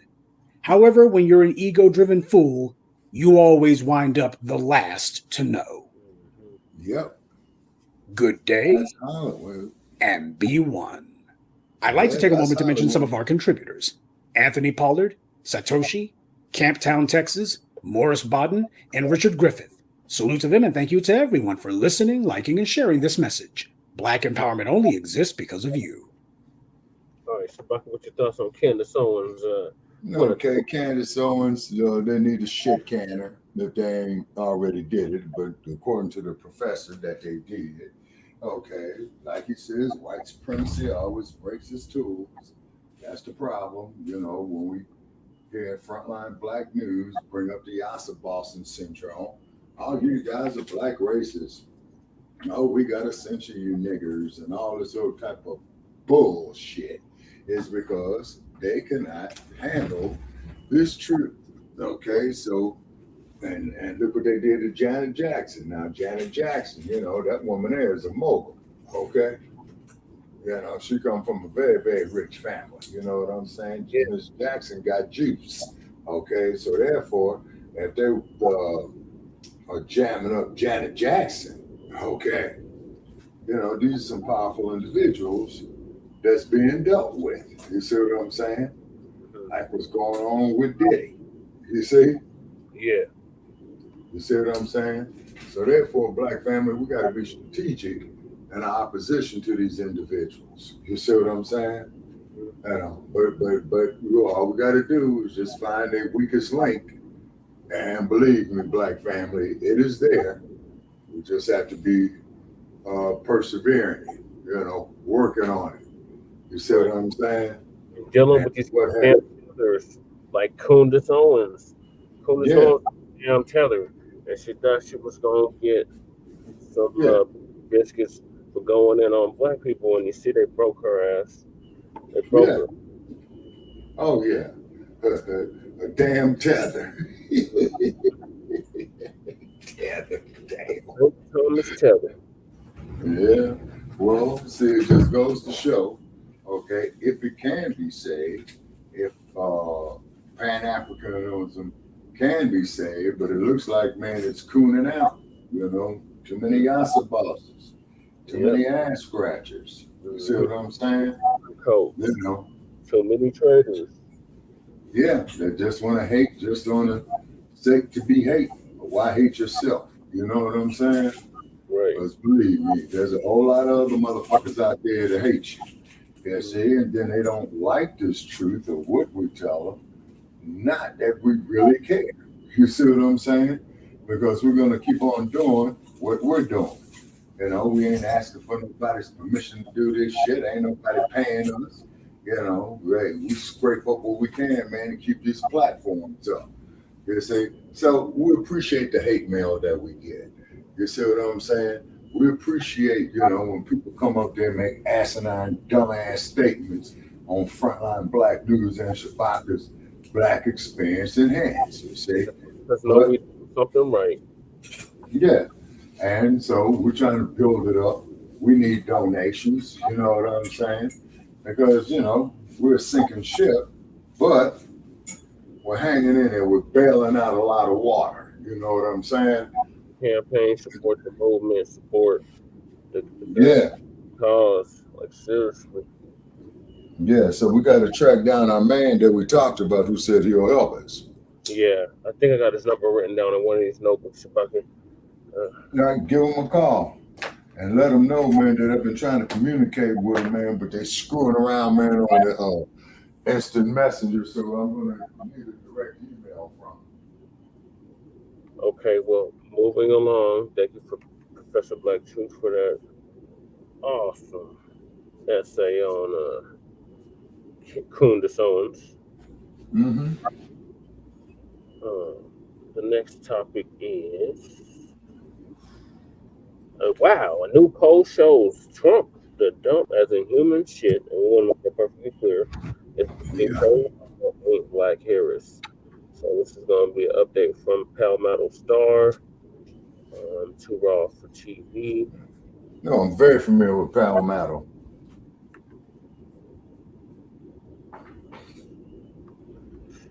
Very familiar with you, brother.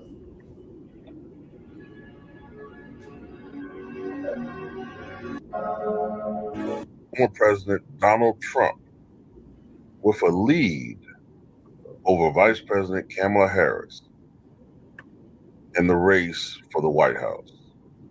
This poll gives Trump a 48 to 47% lead nationally, which is essentially a tied race. With 41 days before Election Day, the poll represents a purported shift toward the GOP candidate after the last Quinnipiac poll in late August showed Harris with a slender 1-point lead herself. Now, what is notable about this poll, and let's be honest, this is just one poll. This is just one poll. There are many polls that have Kamala with 3, 4, 5, even one poll with a 7-point lead. But what's notable about this poll is that Quinnipiac is considered one of the most accurate polls historically, and Quinnipiac has a history of being, if anything, liberal or left-leaning with a liberal bias, much how Rasmussen has a tendency to be more Republican-leaning, meaning that a lot of times their polls seem to be a little bit more favorable to Republicans. Quinnipiac seems to be more favorable for Democrats. So for Trump to have a 1-point lead nationally is very, very interesting. Okay. 4 years ago, at this time, and I remember this poll, Quinnipiac gave Joe Biden a 10-point lead over Trump, 51% to 41%. Now, I remember that time because this is, I believe, that was around the time that the White House was having a widespread COVID outbreak, including ultimately Donald Trump spending time hospitalized. You may recall that. Now, one of the things that's kind of interesting about this poll is that since the debate on September 10th, the perception has been that Kamala Harris has all the momentum. Now, this is just one poll, but the polling seems to suggest that the debate really didn't have much impact as far as how voters are viewing this election. It's like basically people who are going to vote for Kamala have already made up their minds. Trump supporters have already made up their minds. And there's really just a minuscule portion of voters, maybe 5%, who are willing to change their mind. Our electorate has become a lot less elastic and a lot more polarized. It's not like how it was before, where you had 40% who were going to be swayed, and 40% were going to vote Republican no matter what, 40% Democrat, and then you had 20%. Now it's like 47, 47, or 48, 47, and then you got maybe. Survivor's my mom's, and I think same thing. Here we 5% remaining, and then a lot of those people are just going to vote third party. So it really, these elections are decided on the margins, man. And I also feel like with this election that a lot of this polling is not accurately reflecting how can I say this? I sometimes feel like people put too much stock in one poll. Like I said, this is just one poll. But when you look at trends, right? Most of the polling suggests that this is still a tight race. And it's a fluid race, which, to be honest, is anybody's game. Kamala could win this easily. Kamala could squeak by. Trump could squeak by. I think it's a little less likely that Trump wins in some landslide, but Trump could still win this thing. Okay? As I said before, polling is a little bit misleading because Democrats have an advantage now when it comes to popular vote. And I've explained this before, because two of the most, I think I'm talking about, let me see. The most popular states in the nation are California, Texas, Florida, and New York. And in about two of those states, New York and California, Democrats win by landslides in national elections. Like the last few election cycles, going back to the Clintons, the Democrats get easily 58% of the vote and greater. In 1996, Bill Clinton got 59% of the vote in New York. In 2000, Gore got 60+%. 2004, Kerry got 58%. Barack Obama got over 60% both times. Hillary got like 57% in 2016. And in 2020, I think Biden got like 63% of the vote in New York. Biden got like 65 or 64% of the vote in California in 2020. So if you're winning states where 10 and 17 million votes are being cast by that amount, that's going to skew the national result in your favor. So that's why I said these polls aren't really what's going to determine the election. It's going to be those 7 swing states and who wins the majority of those. Yes, This thing could break the very last week of the election. Just like the Comey letter, different events can have effects. The Comey letter, in addition to Trump's strategy of focusing on the Rust Belt and the Great Lakes region, which the media said he had no shot of winning, that proved, in addition to the Comey letter, to be what swung the election to Trump at the last minute. You know what I'm saying? Bush was supposed to win somewhat easily. I don't want to say easily, but Bush was supposed to win semi-easily, maybe in 2000. But remember that DUI came out? Yep. It got released that he had that drunk driving charge, which kind of hurt him a little bit with conservatives. Plus, the polling was underestimating Al Gore's support. And even though he lost the election, he won the popular vote. So, I don't know, man. It's just, I feel like there's something's a little off in this election, man. I see the numbers and what it's supposed to be saying, which is Kamala's going to win a 2020 or 2012 style victory for Democrats, right? That's what it's saying. With 20 grams of protein per can, when you make it Progresso, you've made it. So why doesn't your antivirus protect you against online threats? Simple, because it can. It's supposed to be like basically a repeat of 2020. But I keep seeing certain things. I keep seeing Kamala is still under 80% with Black voters. I see that she is not performing as well as past Democratic candidates for the Hispanics, right? I see that for the first time ever, Kamala Harris is losing the union vote to a Republican. That's never happened before. Matter of fact, their internal polling is showing that in each state where they're doing polling of union members who have, let me put it in perspective. In 1964, Lyndon Johnson got like 80% of the union vote. In other years, even Mondale, Walter Mondale, who lost in a 49-state landslide to Ronald Reagan, he still won the union vote with well over 60%. Unions have traditionally voted heavily Democratic. She, in each state, every fucking state, when they're doing their own internal polling. This isn't a biased poll. This is done by,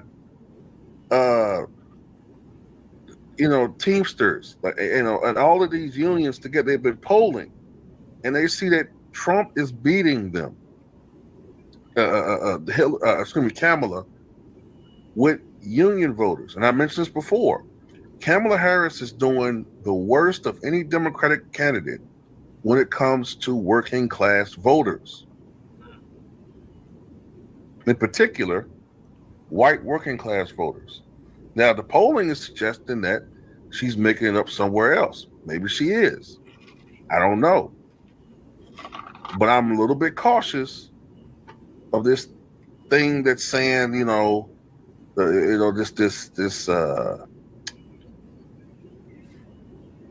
what's what I'm looking for?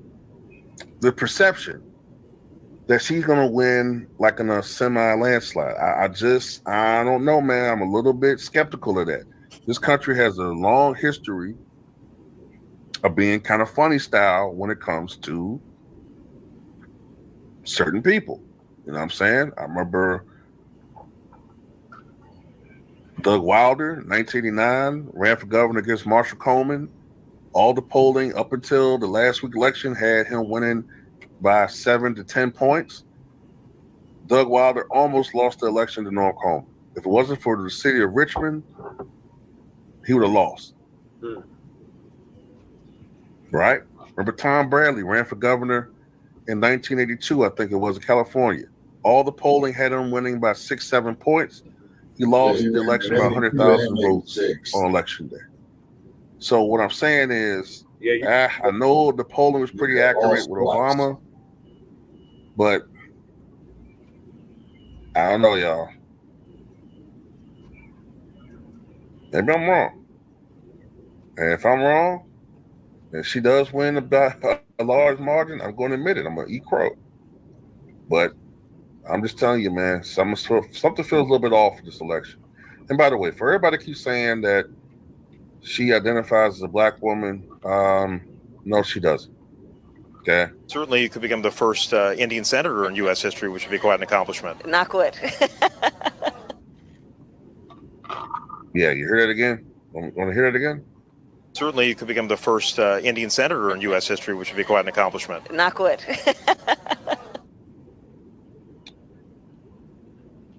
Keep in mind that Kamala. They claim she was born in Oakland, but she grew up in Berkeley with the Mike Stivics and the far outfield.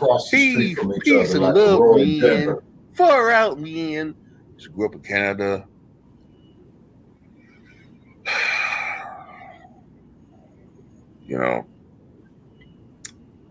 I see D.L. Hughley talking about Janet Jackson married somebody that's not black, but okay, but didn't Kamala marry someone that's not black and adopted kids that's not black, and didn't even know that Tupac was dead for 30 years, or at the time 25 years, and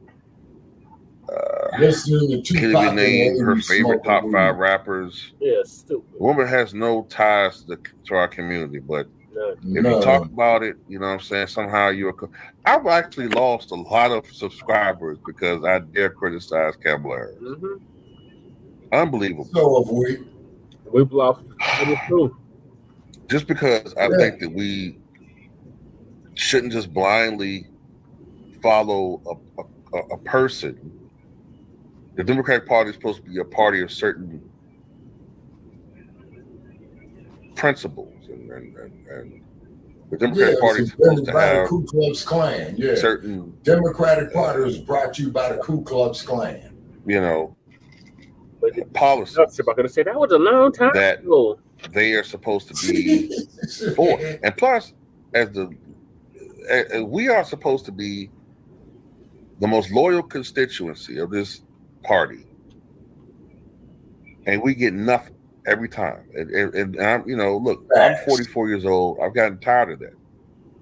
So for once, I want something for my vote, and we're being called, buck dancers because we just aren't buying it this time. Right. So people who don't want nothing for their vote, Don't want nothing. Have a problem with people that are asking for something for their vote. There's something wrong with us. I tell you, man, it's like we live in a twilight zone, right? I swear to God, man. But anyway, that's all I got to say about that. That's exactly what it seems like, Palmetto Star. All right, what's your thoughts on this, Shabaki? Okay, Palmetto is right, but as I said, you know, he's the generations after me. He is right. Voting for these damn Democrats, man, for the last 50 fucking years that I know of, man, has served us no purpose. Just like LBJ said, if you can convince the poorest white man that he's better than the richest nigga, you could pick his pocket for the next 60 years, and I'll be a son of a bitch if he didn't prophesy that back in 1964. 60 years ago, he said this shit, okay? And he was right. You know, we get played like fucking pawns every goddamn election, man, rather if it's at the national level or at the state level. Oh, vote Democrat, vote Democrat, vote Democrat. You know what I'm saying? But like I said, these Democrats and reptilians are two sides of the same goddamn coin. Yep. They really are, Shabaki, and they mean us no good. Like I said on Exactly. Yeah, Go see that. Yeah, go see that movie Head of State with Chris Rock in it. Yep. You know, go see that movie Head of State with Chris Rock in it. Yep. Of all people that had Chris Rock, you know what I'm saying? But the cold part about it is, man, is that with the world on the edge of World War III, okay, they'll probably wind up blowing up this goddamn planet, man, say within the next 2 years. It's because now, they're talking about doing some more commercial space flights and all this old type of shit. Man, that shit is sinister and it's barbaric. Everybody saw a movie called Total Recall, right? Yep.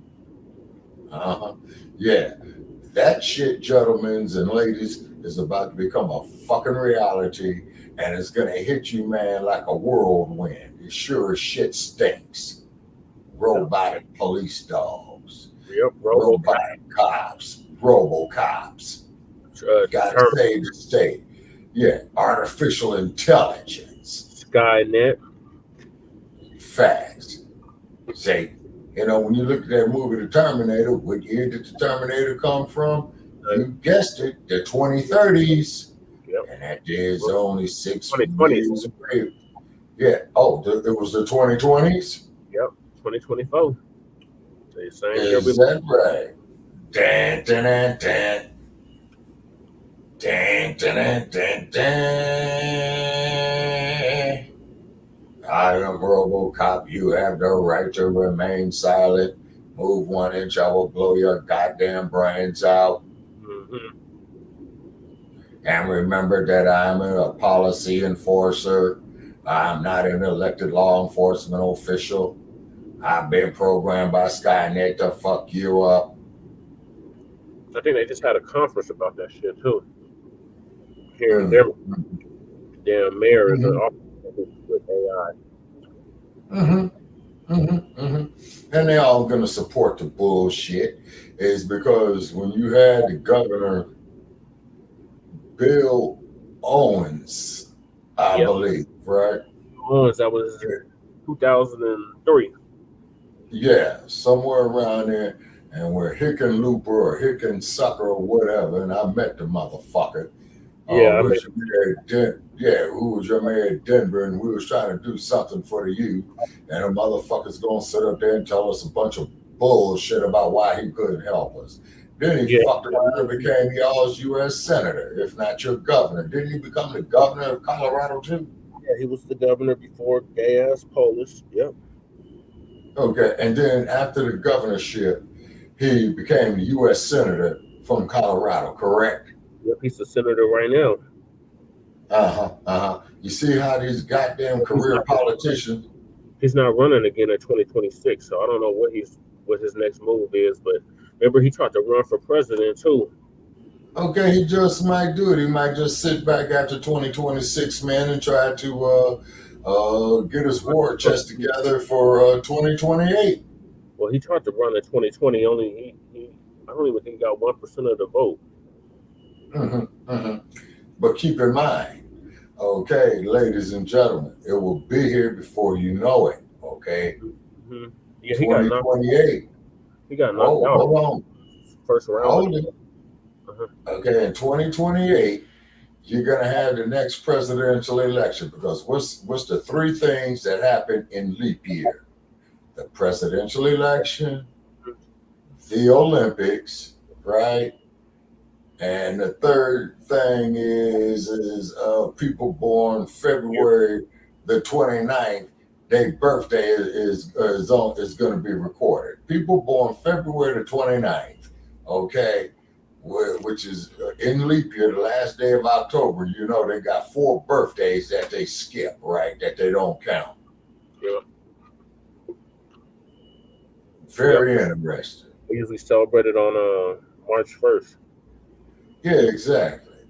Now, you already had the age of Aquarius, okay? So we're getting ready to shift off into another age is because one of the leading astronomers were saying that we're coming out of the constellation of Aquarius. No, we were coming out of the age of Pisces, which was the age of, and we're moving into the age of Aquarius, which is the age of knowing. Okay. That did now. That should coincide with the late 1960s is because there was a group called the Fifth Dimension. Marilyn McCoo, Billy Davis Jr., Lamont McLemore, and Florence LaRue and Ron Townsend. Okay, because Billy Davis Jr. and Marilyn McCoo got married, just like Florence LaRue and Lamont McLemore got married. And then I don't know what happened around Townsend. And they were a big hit in the mid-60s because I remember they made a song called Up, Up, and Away. Then their next big hit was The Age of Aquarius. Yep. And then Let the Sun Shine In. Yep. Oh, that was them. Okay. Yeah. Billy Davis Jr. was singing lead. He was their lead singer. And Marilyn McCoo was the lead singer for the women. You see what I'm saying? Yeah, and they've been married for over 50 years that I know of. Wow. Yeah. Some crazy times in the future out here. It's like a bizarre world. Okay, but Palmetto said he's only 44, so that means he was born in 1980. Yep. 79 or 80. You see what I'm saying? So, you and him are Gen X. No. If I got it right. No, him and he's the same age as Lady Che. Okay. Yeah, because Lady Che was born in 1980. So they're Gen X. My mom is Gen X. I'm millennial. I'm an old ass millennial. Okay, and I'm from the baby boomer generation. Yeah, you're a baby boomer. Yeah. Yeah. Okay, at the tail end. Okay, now coming up in the 1960s, man, for a child, man, is incredible, man, because there was all kind of shit that was going on. The JFK assassination, the March on Washington, Selma. I mean, then the heavyweight champion saying, fuck the war in Vietnam. Yeah. Then the Vietnam protesters, hell no, we won't go. We won't die for Texaco. Motherfuckers is burning draft cards. Okay. But then when a heavyweight champion gets up there and says, I'm a conscientious objector, no, motherfucker, we're going to make you a convicted felon. Yeah, that was some bullshit. That man fought his case for 4 years, and finally, the U.S. Supreme Court said in 1971, free the man. Yep, they did. Freedom. Freedom. He's a conscientious objector. But these hypocrites, just because of his profession, of what he did for a living, oh man, you should be the first one to fight. What did he say? Ain't no Viet Cong ever called me a nigga. Ain't no Viet Cong ever bombed our churches and houses. Ain't no Viet Cong ever came and hit us with fire hoses. And we were out there marching peacefully. So what the fuck I want to kill them for? Right. And I'm not gonna say what else he said. They don't flag us. You see what I'm saying? Yeah, they really acting stupid. They're gonna be acting stupid for at least the next 2 months. Oh yeah, absolutely. Yeah. I gotta look at the review and see why they took the last video down. They talk about it went against community standards. I don't know what. What video was that? The Sabaka's Black Experience Enhanced. So they took down the video that we did the show on. Yep, on StreamYard, yeah. Where we had semi-casted the podcast with the StreamYard. Yeah, they took it down right before this one because they were trying to give me trouble starting this live because they were like, "Oh, we're just gonna give you a warning, but next time it's gonna be a strike." Okay, what particular episode was it that we was talking about that they flagged? Season 9, episode 27. Okay, you got a log on it? Yeah, it's on Facebook still. Facebook didn't take it down. This is YouTube. Okay, what was the title of the episode? That was the redundancy, and You talking about the one we did today? yes. Well, now it's tomorrow or yesterday, but yeah. The one that we did, them is some dirty, nasty motherfuckers. Oh boy, oh my. So I don't know what was said. I gotta look at the review. I went in this to check it out to see why they took it down, but it could have been any number of things. Okay, all righty. So what it is, man, I'm trying to figure out, man, how the hell we could build a case up against these motherfuckers, man, for violating the hypocritical First Amendment rights when you got the dumpster going up there saying all the asinine shit that he is. Well, although the dumpster, he did have a couple of his platforms shut down. They took him down. Remember, they took him down. They took him off of Twitter and Facebook. They just did his account. Okay, but what did the dump do, man? He got money. He went up there and started his own shit, Truth Social. Yep, he started Truth Social. He started Parlor. I think he's on Rumble. A lot of people are moving to Rumble. They said Rumble is a lot less strict. All right, okay, we perhaps need to check it out. And of course, we want to get with Blacc to see what's going on with that and Black Planet. And what was the other one that I had an account at? Melanated people. Yeah, melanatedpeople.net. So maybe, man, we need to reach out to them CEOs, man. We need to have a phone conference with them, man. Because, see, there's a way around this bullshit, but what it is, man, is that you got to get rid of these fucking tethers and Yasa bosses. Mm-hmm. You see what I'm saying? Is because, see, the Yasa bosses, man, are dead weight. The Yasa boss, man, is a motherfucker with a ball and chain on him, clinging to us who ain't got it, who's saying, let's run away, let's get away. Oh, man, but we got to get back to Madison, man. Zippity-doo-dah, zippity-day. That's the ball and chain. Mm-hmm. Except it ain't on that nigga's foot, it's on his goddamn head. Yep. They took the shot. It's in his fucking mindset. Yep, like Master P said, Percy Miller, they took the shackles off our wrists and put them on our brains. Yeah, exactly. See, and this is why we created the hashtag resurrection of the mental dead. You see what I'm saying? Mm-hmm. And we need everybody to get off in that group and also to comment on that hashtag. Because we created it. Well, not everybody. Facebook. We don't want trolls in the group. And we definitely No. Yeah, well, that's true. We don't want trolls. You know, trolls tell on themselves. They bust themselves just like the fake black profiles that we discussed in private, and I'm not going to say it on here. Yeah, Lisa was talking about that stuff earlier, too.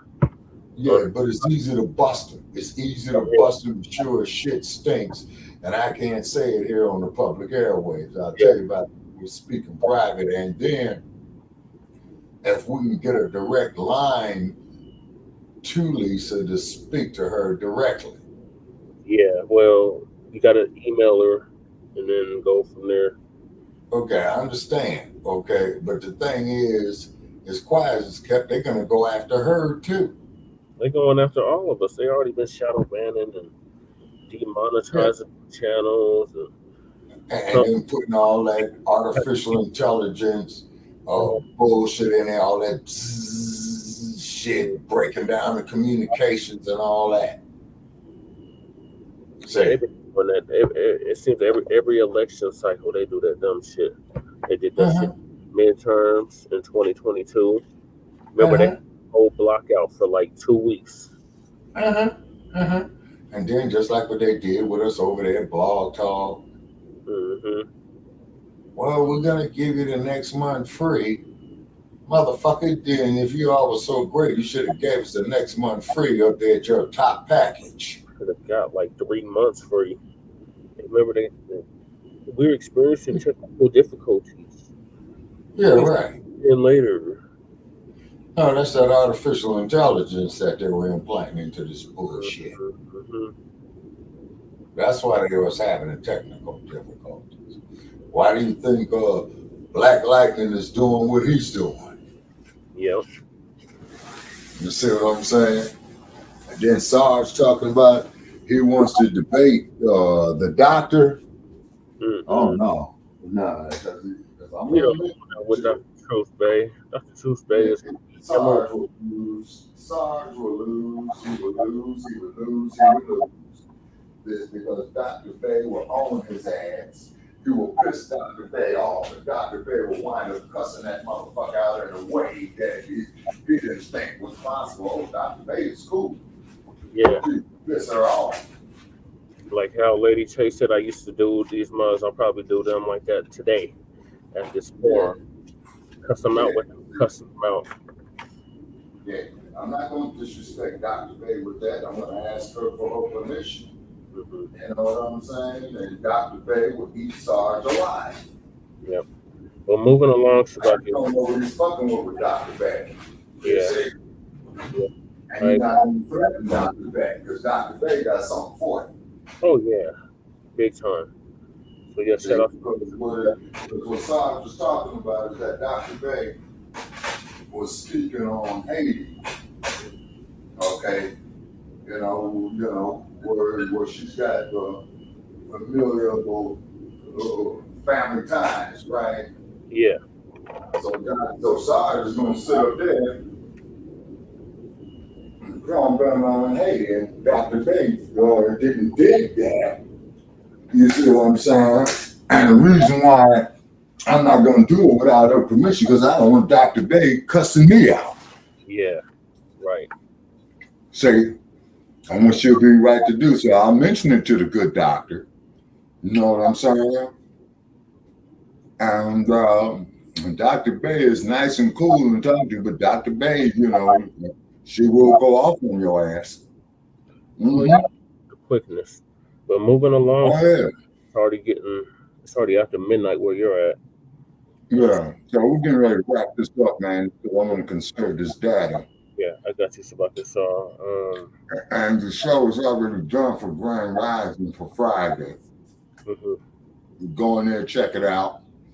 You know what I'm saying? So we appreciate all our well wishes.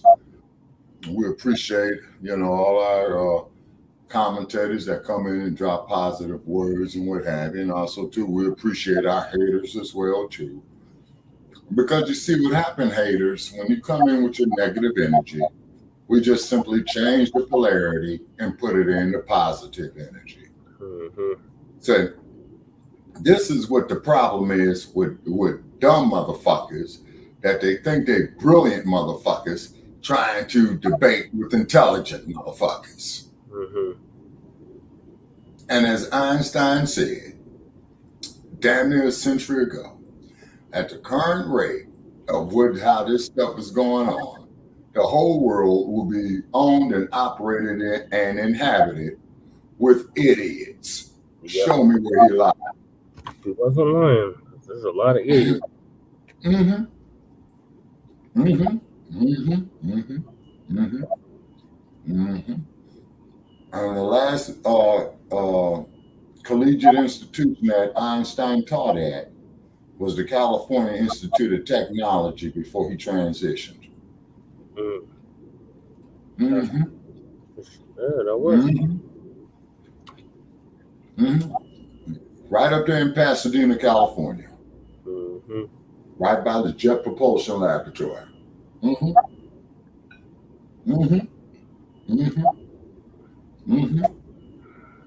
And then another thing about Pasadena, California, that is where the great baseball player Jackie Robinson grew up at. Yep. And I was walking down the street on a street called Claremont in Pasadena, California, and I tripped. And what I tripped on was the plaque honoring Jackie Robinson, saying that he grew up in this house here in Pasadena. Yeah, you know, we got a Claremont out here in Denver too, Shabaka. You got a what? We got a Claremont here in Denver too. Oh yeah, I think I passed it. And then Jackie Robinson, who broke the colored barrier in 1947 when he played for the Brooklyn Dodgers. Mr. Robinson was only 53 years old when he died. He was diabetic. Yeah. But his last words were, is that I know in 1972, just like I knew in 1947, just like I knew when I was growing up in Pasadena, I never had it made because I was a black man. He said that in Jet magazine, I believe in the summer months of 1972. Yeah. Another guy who was from Pasadena, California, was by the name of Bayard Rustin. Okay. He walked with Dr. King, but Bayard Rustin had got arrested in Pasadena, California for, how should I say, performing oral sex on another man. Hey man, pull up the state of California on his bus records, man. Those, you know, your bus records, man, are public information, right? Yeah, I believe you, Shabaka.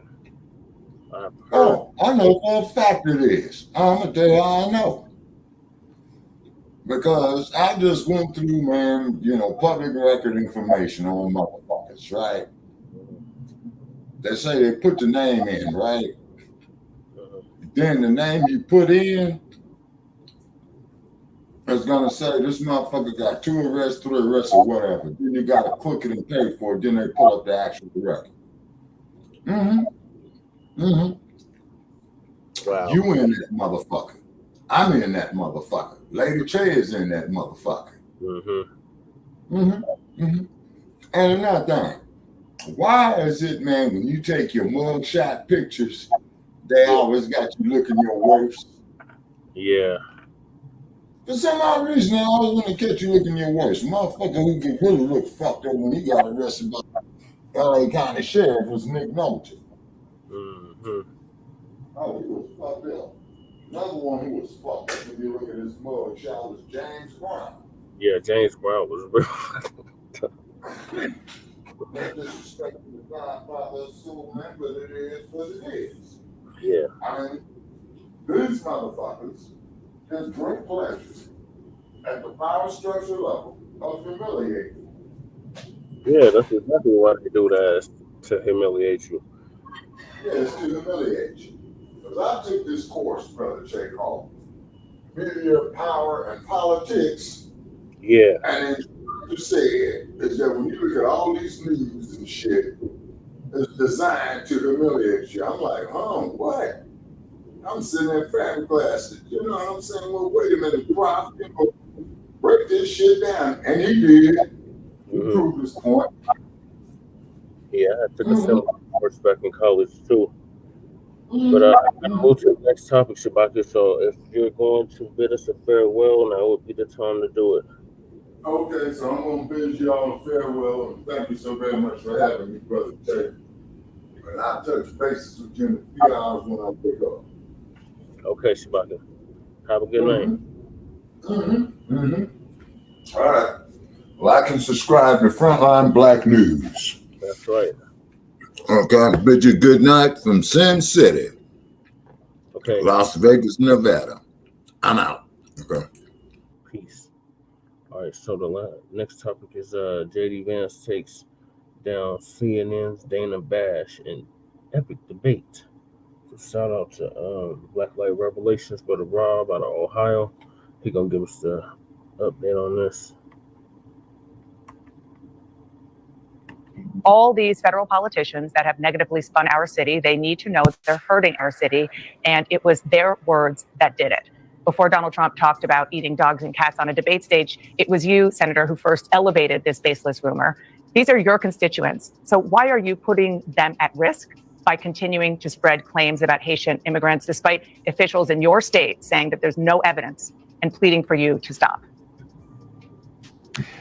Well, Dana, first of all, what's putting the residents of Springfield at risk, which was a town completely ignored by the American media until Donald Trump and I started surfacing some of these concerns, is that they can't afford housing, they can't afford health care. The schools have been overwhelmed, the hospitals have been overwhelmed, and they're overwhelmed because Kamala Harris allowed 20,000 Haitian migrants to get dropped into a small Ohio town of about 40,000 people, and it's completely overwhelmed the services. Now, you ask, why have I talked about some of the things that I've been talking about? Let me just say this.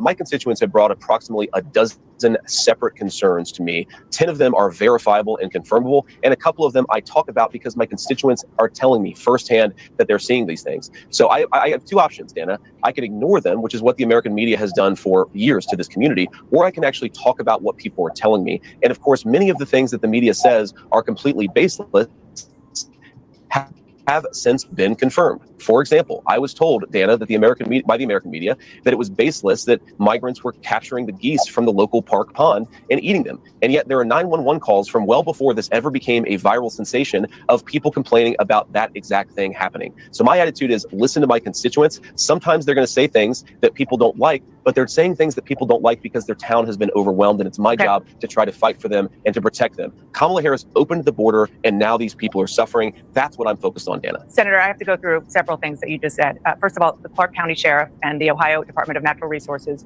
reviewed 11 months of 911 calls. They only identified 2 instances of people alleging Haitians were taking geese out of parks. They found 0 evidence to substantiate those claims. Also, other evidence that you have talked about, even you've retweeted, alleged evidence, are unsourced social media videos from a different city, apparently no connection to Haitians. And this is from conservative activists who offered a $5,000 reward. Now, that's the video from Canton that we went over, all right, that they're talking about right there. For such things. And then going just backly to the schools and the hospitals and so forth being overwhelmed. Nobody is disputing that the town of Springfield, Ohio needs help. But you're not just a bystander, you're the senator from Ohio. So instead of saying things that are wrong and actually causing the hospitals, the schools, the government buildings to be evacuated because of bomb threats, because of the cats and dogs thing, why not actually be constructive in helping to better integrate them into the community? Because there are a lot of employers there who say that the Haitian workers are helping fill jobs that they need desperately filled. Dana, first of all, let me just respond to a couple of things that you said, but I want to start with something you said, which I think is frankly disgusting and is more appropriate for Democratic propagandists than it is for an American journalist. There is nothing that I have said that has led to threats against these hospitals. These hospitals, the bomb threats and so forth, it's disgusting. The violence is disgusting. We condemn it. We condemn all violence. Senator, this happened after you and President Trump were on the debate stage, said that cats and dogs were being eaten. You asked a question, Dana, and I'm going to go ahead and answer it. What we have said is that this town has suffered terribly under the policies of Kamala Harris. Now, you just accused me of inciting violence against the community when all that I've done is surface the complaints of my constituents, people who are suffering because of Kamala Harris's policies. Are we not allowed to talk about these problems because some psychopaths are threatening violence? We can condemn the violence on the one hand, but also talk about the terrible consequences of Kamala Harris's open border on the other hand. Now, let me just fact check a couple of other things that you said, Dana, because it's important. You said that all of these migrants are in the country legally. They're in the country through what's called temporary protective status. Right. That is when Kamala Harris waved the magic amnesty wand, taking people and giving them legal status. That is. Now, here's the thing, right? This part, what JD Vance is talking about right here, I agree with this. He's being accurate with this. If you guys agree, give me a thumbs up. If you guys disagree, give me a thumbs down. And this is what I'm talking about when I always mention how it's different how somebody entered the country versus what their status is now. Their status as it is right now does not always reflect their entry to the country. And if they entered the country illegally, then that should be dealt with by law enforcement, regardless of what the current laws are for staying here. If you guys would agree, give me a thumbs up. If you guys would disagree, give me a thumbs down. Shout out to Patrick. What's good with it, bro? That is not to say that they're legally. That is a terrible indictment of her amnesty policies that have further opened the border and further caused terrible migration into this country. And I agree 100%. And the reason why is for exactly what we're seeing now. Because J.D. Vance went there, presented himself like a clown, followed through on misinformation that hadn't been vetted, being emotional and running with his heart on his sleeve, he has now turned this entire conversation into a joke, which if people go in that are supposed to be professionals and they go in with an agenda, allegedly, to get certain things discussed, and you talk about something wild and nonsensical instead of actual, factual, verifiable information, to me, it tells me that that individual is trying to throw the conversation. So, like I was saying yesterday, if somebody like JD, and honestly, to me, I'm questioning whether Trump is trying to throw the conversation, because why would you just start screaming like a madman about unfounded rumors? Why would you do that if you weren't purposely trying to sabotage what we got going on? You know what I'm saying? If that makes sense, give me a thumbs up. If it doesn't make sense, give me a thumbs down. You might not agree with the policy, and obviously you don't, which is totally fair and legitimate. So now everybody always likes to use that word agent, right? I'm gonna throw it out there. I'm gonna say when it comes to this whole situation right here, Trump and Vance moving like agents. They're moving like they're trying to tank the election on their own so that Kamala Harris can get voted in and just go ahead and do what she's gonna do. Because there's no possible way. They said that Tulsi Gabbard was supposed to be helping Trump with the debate. We didn't see Tulsi Gabbard do any of this when she debated Kamala Harris. So we know that he didn't get that strategy from Tulsi Gabbard, because Tulsi Gabbard successfully, definitively beat Kamala Harris in a debate. And it didn't look like he took anything out of the Tulsi Gabbard playbook.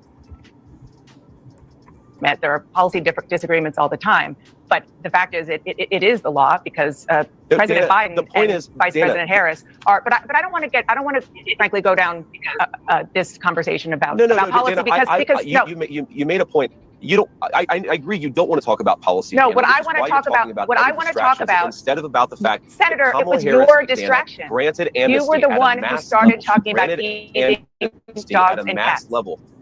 You were the one who. Real quick, shout out to everybody that's watching. I appreciate you guys. If you all haven't smashed the like button yet, please do me a favor. Take a moment, smash that like button. Also, if you guys have not hit the bell, please take a moment, hit the bell, and also please share this stream to your social media. All right. We got 20 people watching. Shout out to y'all. And we got 26 likes. We need 6 more people watching to get the quality control to 1-to-1. That'd be great.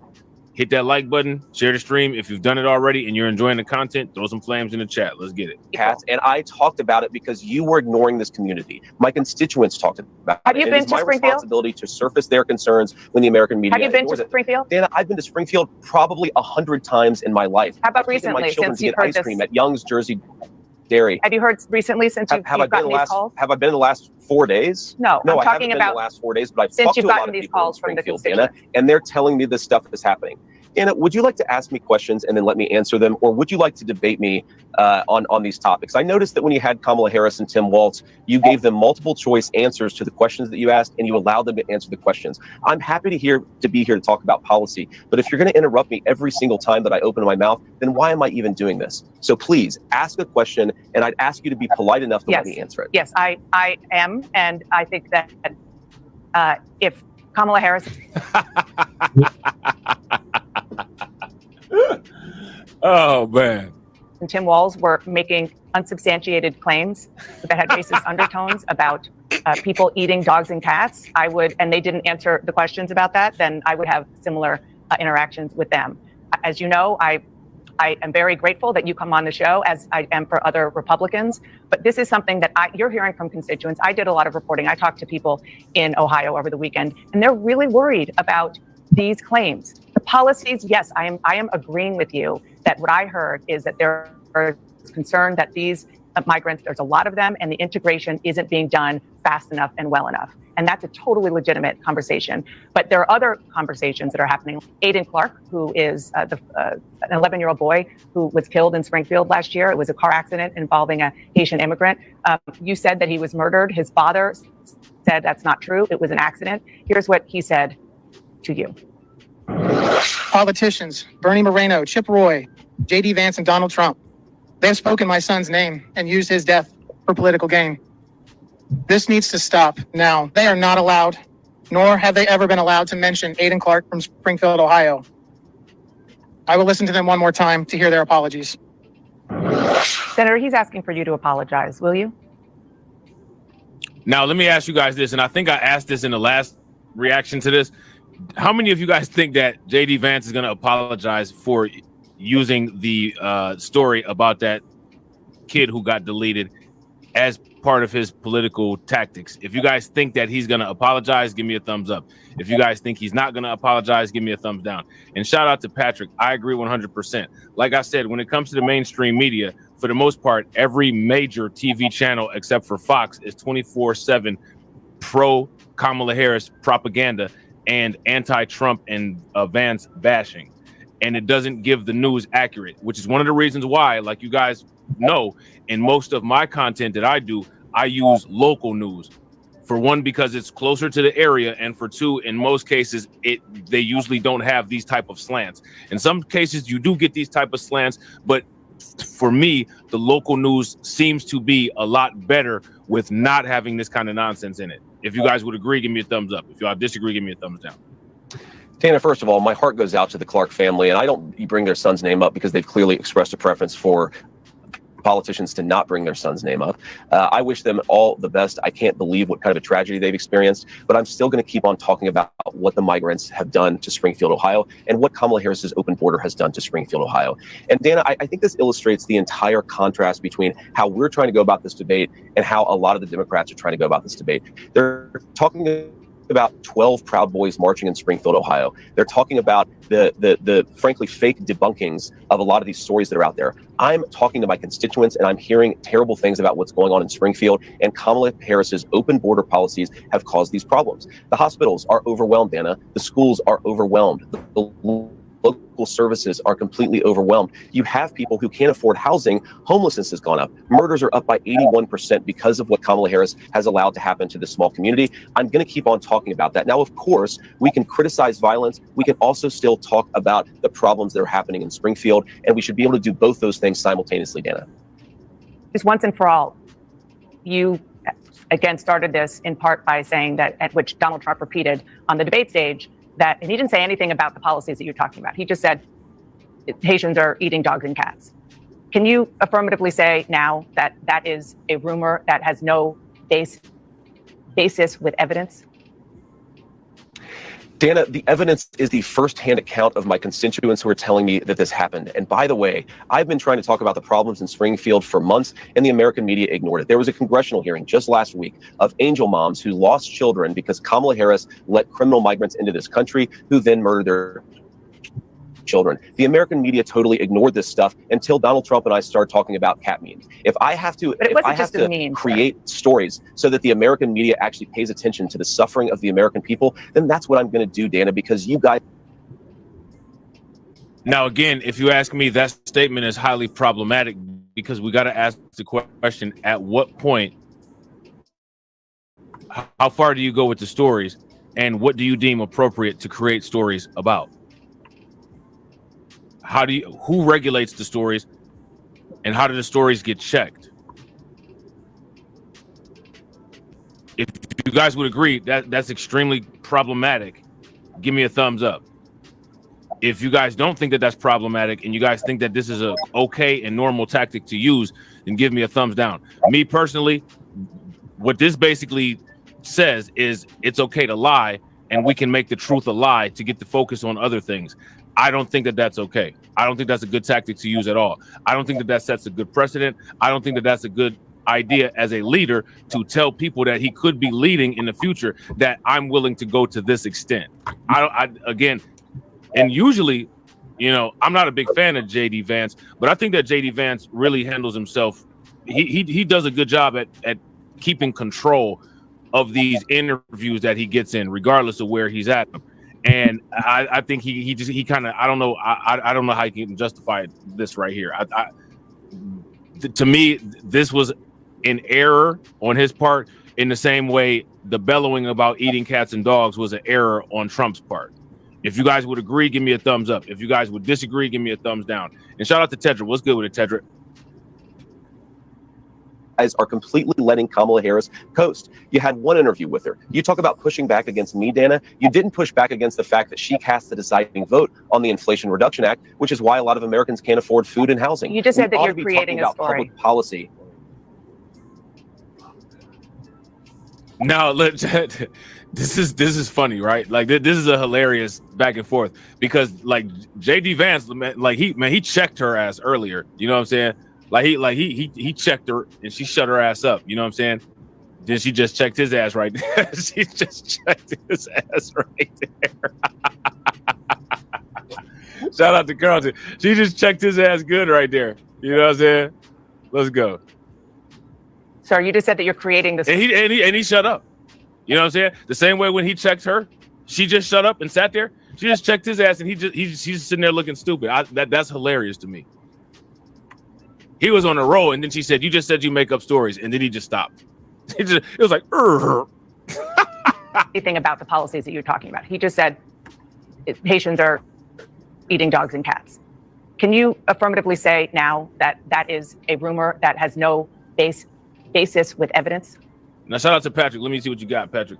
Patrick says, Rob, I didn't see it like he's lying.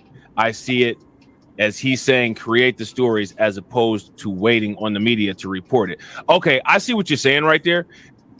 I see what you're saying, right? And I would agree. Now, had he said it the way that you typed it, I think it would have came off better as opposed to just saying we're going to quote unquote create stories. From what you're saying, your paraphrasing of it, is written more clear and effectively than how he said it. And the way that he said it, it kind of leaves a little bit of shade. You know what I'm saying? So I wouldn't disagree with that. But if I were gonna say it, I would have tried to phrase it more so the way that you wrote it versus the way that he said it. Shout out to DeAndre. DeAndre said it's like cousins fighting to me. I know, right? That's what it looked like. That's what it looked. That's why I'm laughing. Dana, the evidence is the first-hand account of my constituents who are telling me that this happened. And by the way, shout out to Carlo. I've been trying to talk about the problems in Springfield for months, and the American media ignored it. There was a congressional hearing just last week of angel moms who lost children because Kamala Harris let criminal migrants into this country who then murdered their children. The American media totally ignored this stuff until Donald Trump and I started talking about cat memes. If I have to, create stories so that the American media actually pays attention to the suffering of the American people, then that's what I'm going to do, Dana, because you see now here's where he messed up at.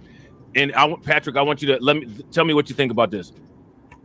I would have said, if I have to bring attention to stories myself to get the mainstream media to act on those stories, then I will. I wouldn't have said create. I would have said, if I need to bring attention to stories that the mainstream media is not giving the appropriate attention to, that are causing suffering of people in American communities, I'm going to do that since the media is not going to do it. That's what I would have said. I wouldn't have said I'm going to quote unquote create stories. And the reason why I wouldn't have said that is because when it comes to these type of situations, and especially with dealing with the media, you got to be very close-ended to where you leave as little amount of interpretation on their end as you can, because if you make a statement and put the statement out there to the media, if you do not close the ends of it and you leave it to them to make the interpretation, it's going to be the exact same way as if a fight goes to the judges. You had the opportunity to knock the person out and it would have been definitive. But if you leave it up to the judges, now it's up to somebody else to determine or interpret the fight and see if you won. It's up to everybody else to interpret what was said and see what he meant. And your interpretation, which I wouldn't disagree with you, right? Your interpretation is a more favorable interpretation to the one that we know the media who's biased against these guys is going to take. If you guys agree, give me a thumbs up. If you guys disagree, give me a thumbs down. You Shout again out to started DeAndre. this What's good in with you, part bro? by saying that, at which Donald Trump repeated on the debate stage, that, and he didn't say anything about the policies that you're talking about. He just said Haitians are eating dogs and cats. Can you affirmatively say now that that is right? That's exactly what I'm saying, Patrick. That's you nailed it. That's exactly what I'm saying. That's more clear. And the way he said it, they can say, oh, look, he said create stories, and as in make up. And they already know that one of the big things that they try to push against Trump is they try to label him as a mis and disinformation agent. So it's almost like by him doing this, he like fell on top of the bullseye, which Trump fell on top of the bullseye by, you know what I'm saying, having the cat eating glitch. You know what I'm saying? This They're eating the dogs, they're eating the cats. Eat the cat, eat the cat. They're eating the dogs, they're eating the cats. Eat the cat, eat the cat. They're eating the cats, they're eating the dogs. Eat the cat, eat the cat. Eat the cat. They're eating the dogs, they're eating the cats. Eat the cat, eat the cat. They're eating the dogs, they're eating the cats. Eat the cat, eat the cat. And I'm telling you, on the remix, they gotta have Crime Mob, they gotta have Trillville, they gotta have Lil Flip, they gotta have Manny Fresh, they gotta have BG and Young Turk, and the remix about to be lit. The remix about to be lit. They gotta have a whole bunch of people, a whole bunch of rappers from Louisiana on there. That then it'll be lit. a rumor that has no base? Shout out to basis Unsung with One. What's evidence? good with it, bro? Dana, the evidence is the firsthand account of my constituents who are telling me that this happened. And by the way, I've been trying to talk about the problems in Springfield for months, and the American media ignored it. There was a congressional hearing just last week of angel moms who lost children because Kamala Harris let criminal migrants into this country who then murdered their children. The American media totally ignored this stuff until Donald Trump. Look, they could get a little verse. They could get a little verse from Mystical. I'm in jail because that cat. I can't pay no bail because that cat. I'm in jail where it ain't no cat at. But when I get out, I'm gonna eat that cat. You know what I'm saying? And then the chorus come in. Drunk. Eating the dogs, they're eating the cats. Eat the cat, eat the cat. They're eating the dogs, they're eating the cats. Eat the cat, eat the cat. They're eating the cats, they're eating the dogs. Eat the cat, eat the cat. Eat the cat. They're eating the dogs, they're eating the cats. Eat the cat, eat the cat. They're eating the dogs, they're eating the cats. Eat the cat, eat the cat. Hey, Leonard. Then Currency come on there. You know she like my style. Eat the cat. Make them whiskers go meow. Lit. Trump and I start talking about cat memes. If I have to, create stories so that the American media actually pays attention to the suffering of the American people, then that's what I'm going to do, Dana, because you guys are completely letting Kamala Harris coast. You had one interview with her. Yeah, well, shout out to Kathy. I don't know, Kathy, if you're talking to me or talking to Patrick. If you're talking to me, what I'm saying is that how he said it right now can be twisted, right? I don't know how he meant it. That's the problem with interpretation. When I'm listening, I'm taking it literal, exactly what he said. Now, if you take what he said literal, that literally means to make stuff up, right? I'm making up a story, right? Nobody makes up a story that's real. That's why you got to make it up. I wouldn't be interested in making up stories. I would bring attention to the existing issues, which is why that's how I would have said it. There's no need to, it's the same thing that I said with any of the, when the false reports come out.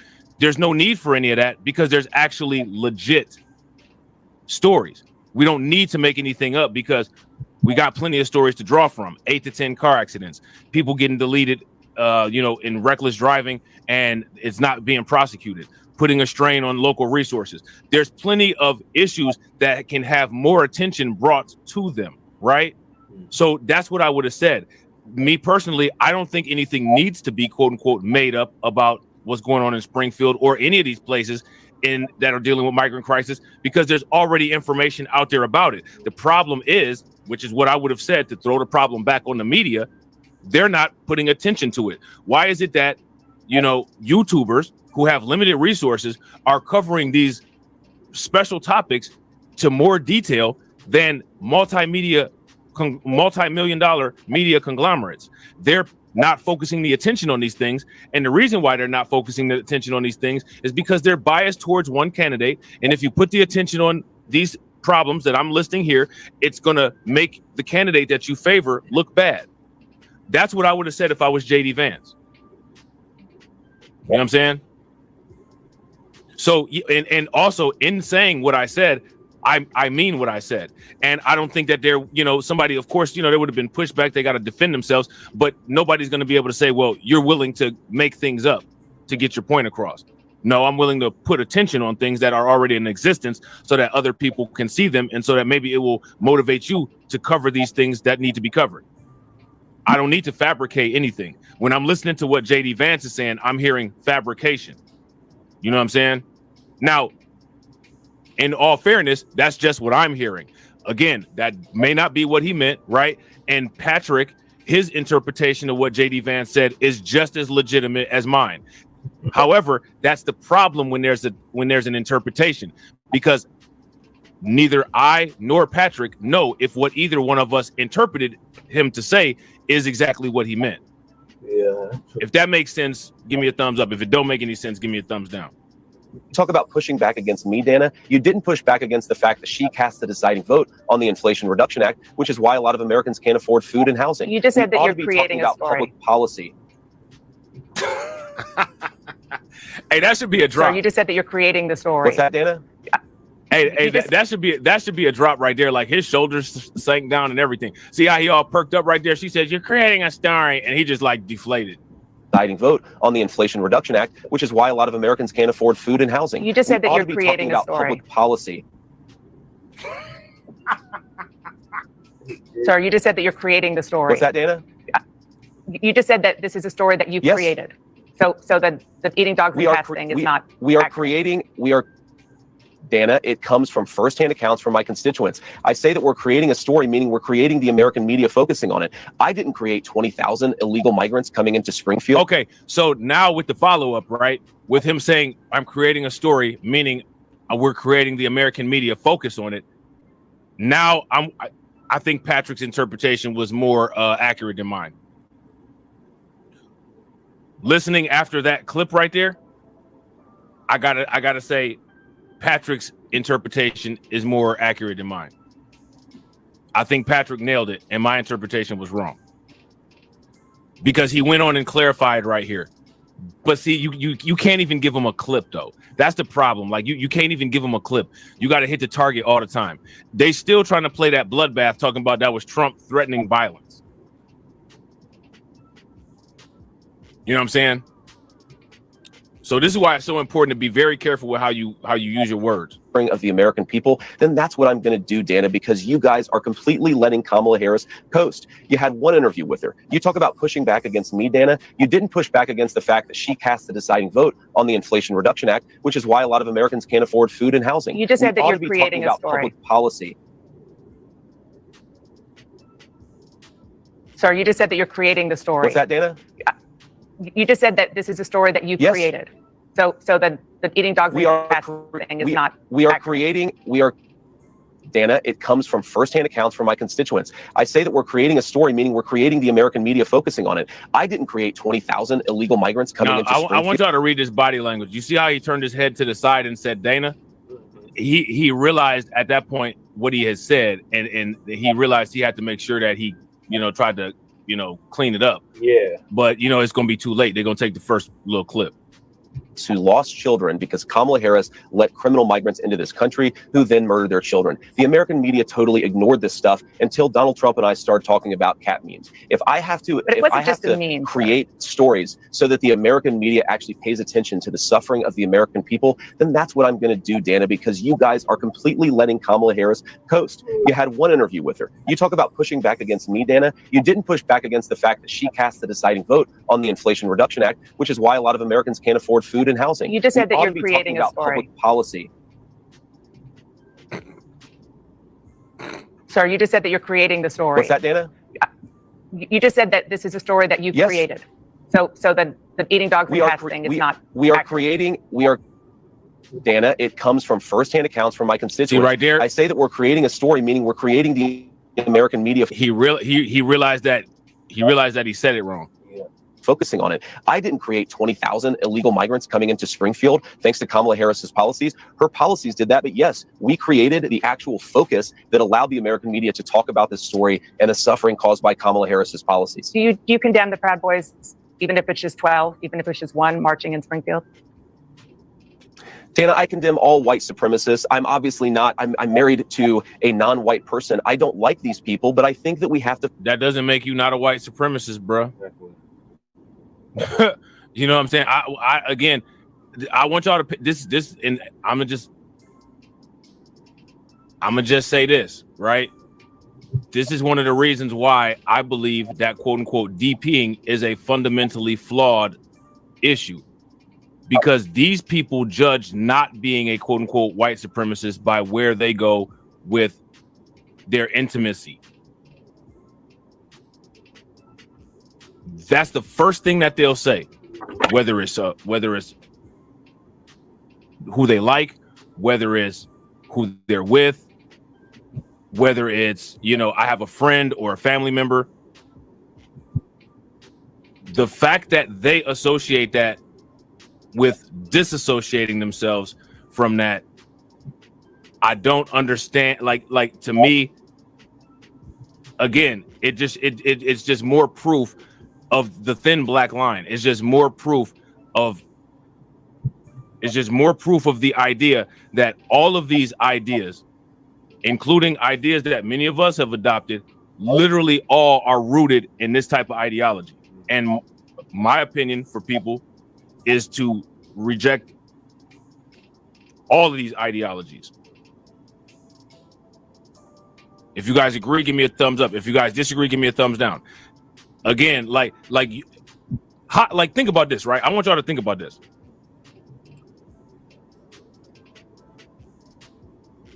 You can say that you're not a white supremacist because you're married or dealing with somebody that's not white, right?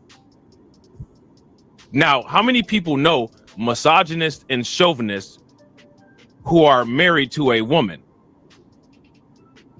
Most misogynists and chauvinists deal with women. That's how they get the label, right?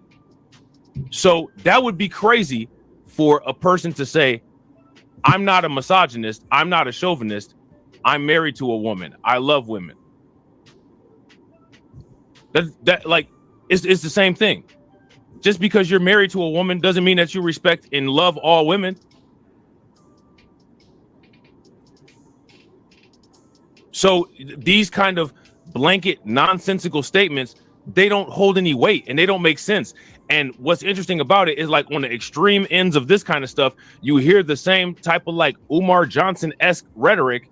And it's like, but these points, like, they fail. They don't make sense. Let me ask you guys a question. If you're married to your wife and you beat the brakes off of your wife every day, like in most domestic violence situations, can you then go to a judge and the judge says you're a narcissist, you're an abuser, you're a womanizer, and you say, I can't be a womanizer, I can't be a chauvinist, I can't be a misogynist because I'm married to a woman? Does that make any sense? No. But somebody can then say, well, I'm not, a racist or whatever because I'm married to somebody that's not black or that's not white. That doesn't make any sense. You can't use somebody that you're with as a disqualifier.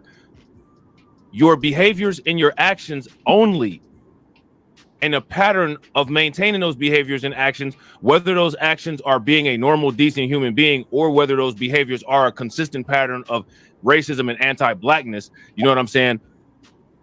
Your behaviors are what are your determinant. Simp ideology makes it where it's determinant on whatever you're going in or whatever not necessarily whatever you came out. It doesn't make any sense. It's not logical and it doesn't hold up. And I agree with Patrick. Shout out to Patrick. Patrick said he's married to his Indian wife. That doesn't exempt him from hating Black Americans. And technically, as we know from the United States, speaking of immigration, Customs and Immigration Services, the courts, Indian people fought to be classified as white. So on paper, they're not in a interracial relationship. On paper, they're in a, white man, white woman relationship. On paper. Would you, if you guys would agree, give me a thumbs up. If you guys would disagree, give me a thumbs down. So, I mean, this is what I'm saying right here. You know what I mean? It doesn't make sense. How can so check this out then. How can a LGBTQ male be a misogynist based on this kind of logic? Based on this kind of logic, an LGBTQ male, what would they be, a misogynist, or what would they be?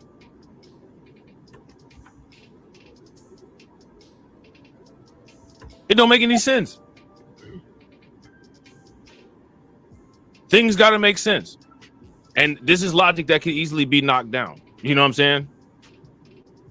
To keep our focus, not on 12 marchers going down the street, but on the fact that thousands of residents have had their lives destroyed by Kamala Harris's policy. I find this very unusual, Dana, that the American media is more interested in a bunch of losers marching down the street than they are in the fact that Kamala Harris has made these people's lives worse. I'm not talking about 12. Now, I didn't hear anything. I heard the KKK was going to Springfield. I didn't hear nothing about the Proud Boys.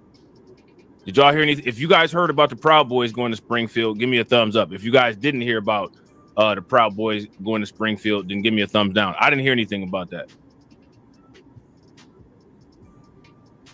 Proud Boys, I'm talking about 40,000 residents, 40,000 constituents of mine, many of whom can't afford housing and food because of Kamala Harris's open border. That is what I want to focus the media's attention on. We're going to keep on doing it because I think the American people deserve a government that puts their interests first. Can I make just one more final point about this, Dana? Yes, You've heard a lot of the media focusing on every possible distraction from the story in Springfield.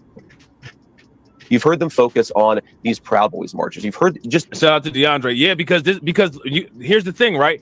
It's a lot of people that's supporting Trump and Vance. And like I said, you know what I'm saying? Like, they got their flaws. But the people that support Trump and Vance, they really kind of quiet on the flaws. They'll run with this and say, this is correct. And it's not. You know what I'm saying? It's not. And you gotta, you know what I'm saying? That'll tell you something about the people that supporting. Like, yo, if you see something that's not right, it's not right, regardless of if you support the person or not. So what that says is, like, similar to him, they'll just go with the flow in order to get what they want. And to me, that's not the best. I don't agree with that. You know what I'm saying? I don't agree with that. And this right here, to me, it kind of exposes it. But, I don't know. You know what I'm saying? Kamala Harris and them is worse. I mean, this is bad, right? Like, this, I don't think that people really understand, like, how bad the election is this year. You know what I'm saying? The election is bad that these guys actually address certain issues that are of interest to us. And the other side is just crazy with just the radical, insane ideologies, wanting men to be in bathrooms with little girls and all kind of weirdness. That's ridiculous. And it doesn't matter how they try to frame it. That's exactly what they want.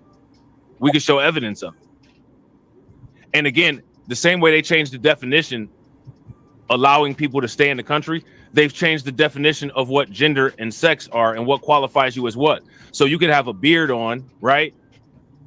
You could stand in front of a toilet and pee and wear a sundress and go into a bathroom with women. Yeah. Oh, well, we changed the definition. And if you don't use our definition, you're going to get canceled.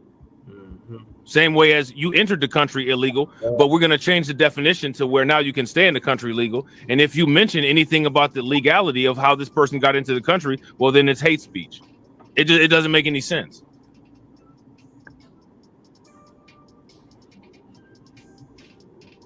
It doesn't make any sense. Well, if you guys agree, if this makes no sense, give me a thumbs up. If you guys don't, give me a thumbs down.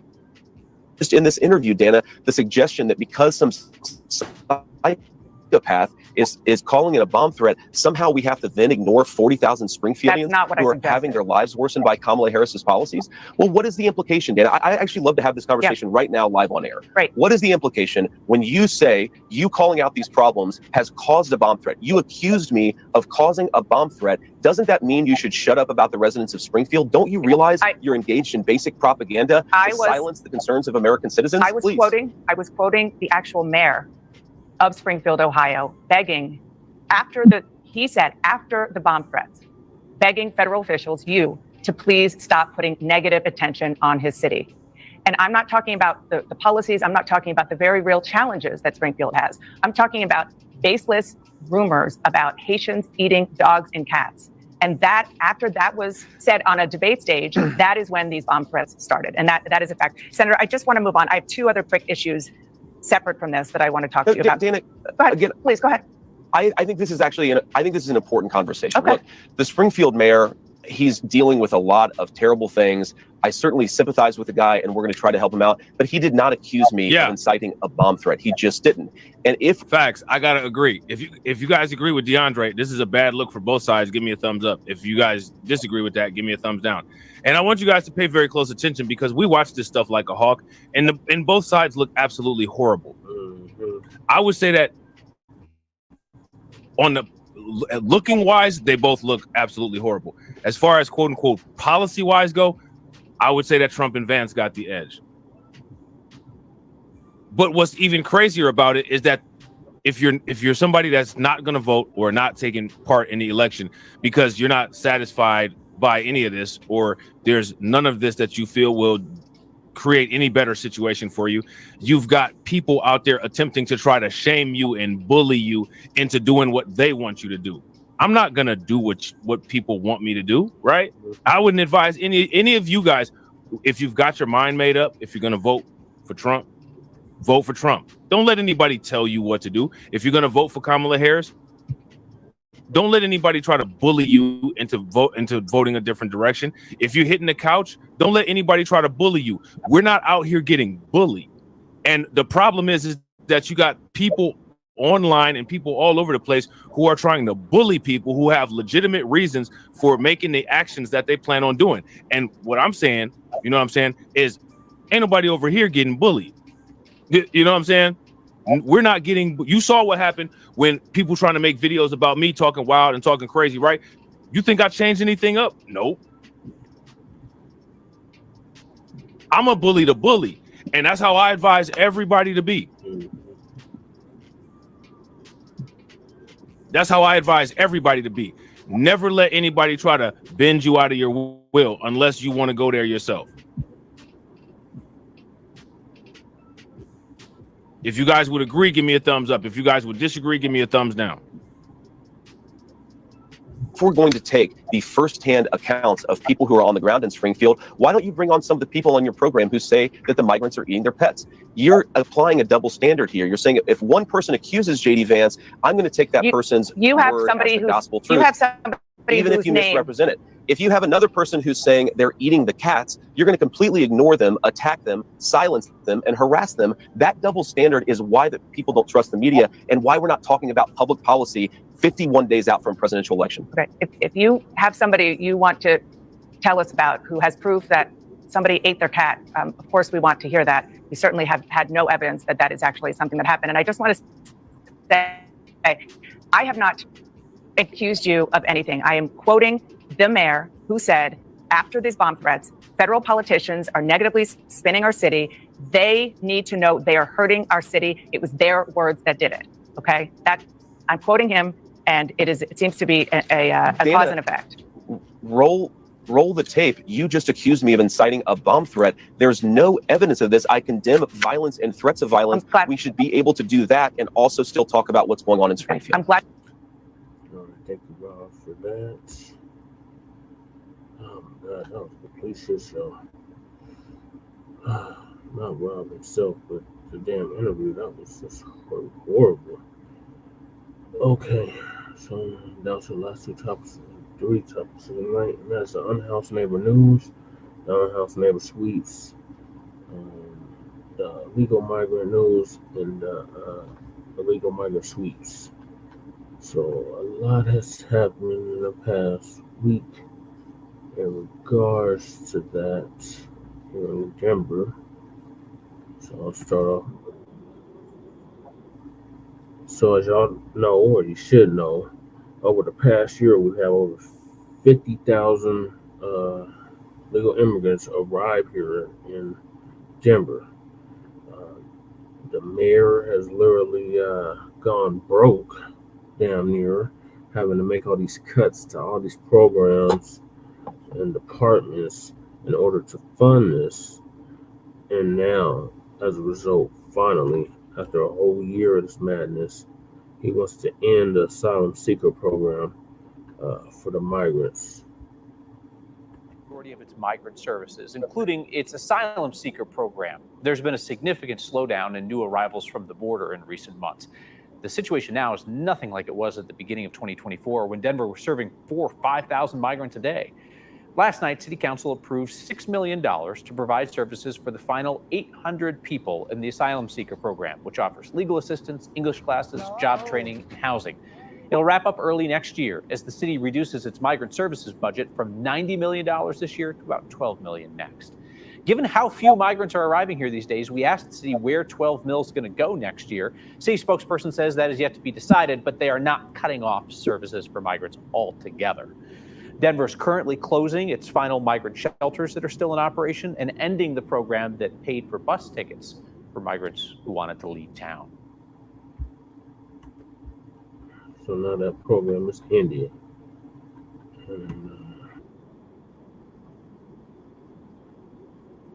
That number a far cry from the busloads of people we were seeing at the beginning of the year. Good evening. Glad you're with us on Denver 7 News at 10 tonight. I'm Shannon Ogden. And I'm Jessica Porter. With fewer people seeking help in Denver, the city is starting to make big changes when it comes to its response. Denver 7's Claire Lavazorio shares what's on the chopping block come the new year. Since January of 2023, Denver has supported nearly 43,000 immigrants arriving in the city. As of today, the city is serving 279 people. At the height of the crisis, that number was more than 5,200. To help support the need then, John Ewing, spokesperson for the mayor's office, says the Denver Asylum Seeker program was born. We were really focusing on getting folks out of shelter and into sustainable solutions. Launched in April, that program provides 6 months of housing, food, and work training, while arrivals file federal asylum applications and await authorization to legally work in the U.S. But in 2025, the city says that program will not continue as it exists today because there isn't a need. You aren't seeing buses arrive by the day. You aren't seeing, the same number of newcomers. You aren't seeing, say, 30, 40 people waiting outside of a Home Depot trying to find any kind of job they can to support their families. Since the beginning of the response, the city has spent $75 million on those arriving in Denver. Comparatively, $12.5 million has been budgeted by the mayor's office for support next year. There is still an immense need to help migrants that have come here. Advocate with Together Denver, Amy Beck, says she still gets multiple calls a week from those needing help. Those arriving here will get some help after City Council approved a $6 million contract with Haven of Hope, a homeless shelter to provide food directly to families. Though Beck is critical of that contract, saying she would rather have the city provide financial assistance directly to immigrants and let them buy basic needs for themselves. I thought it was really wise of the city to let them make choices on where to spend that money because every family has different needs. As the calendar crawls closer to the end of 2024, Beck says the city is sending a clear message to those who are still arriving here. The message it's sending is don't come to Denver, which is the message the city has been sending for quite a while now. In Denver, Claire Lavazorio, Denver 7. And Denver Mayor Mike Johnston unveiled his proposed budget for 2025 last week. And as Claire just mentioned there, he wants to allocate $12.5 million to support new immigrants, just a fraction of the $90 million budgeted for newcomers this year. 9 months ago, we were talking about other departments having to reallocate resources to support our newcomer program. At this moment, our newcomer program is reallocating resources to support the rest of our city departments, which we think is a great development. Border policy changes of the Harris and Biden administration have changed our inflow over the last 6 months. I think we've both built a far better system of services and we have fewer arrivals. Total proposed budget, $1.76 billion. Of course, it needs council approval. It is expected to be adopted in November. Donate plasma today and receive up to $700 your first month. CSL Plasma. Do the amazing. All right, so now they walking back everything they were saying, because initially this dude was like, come on in.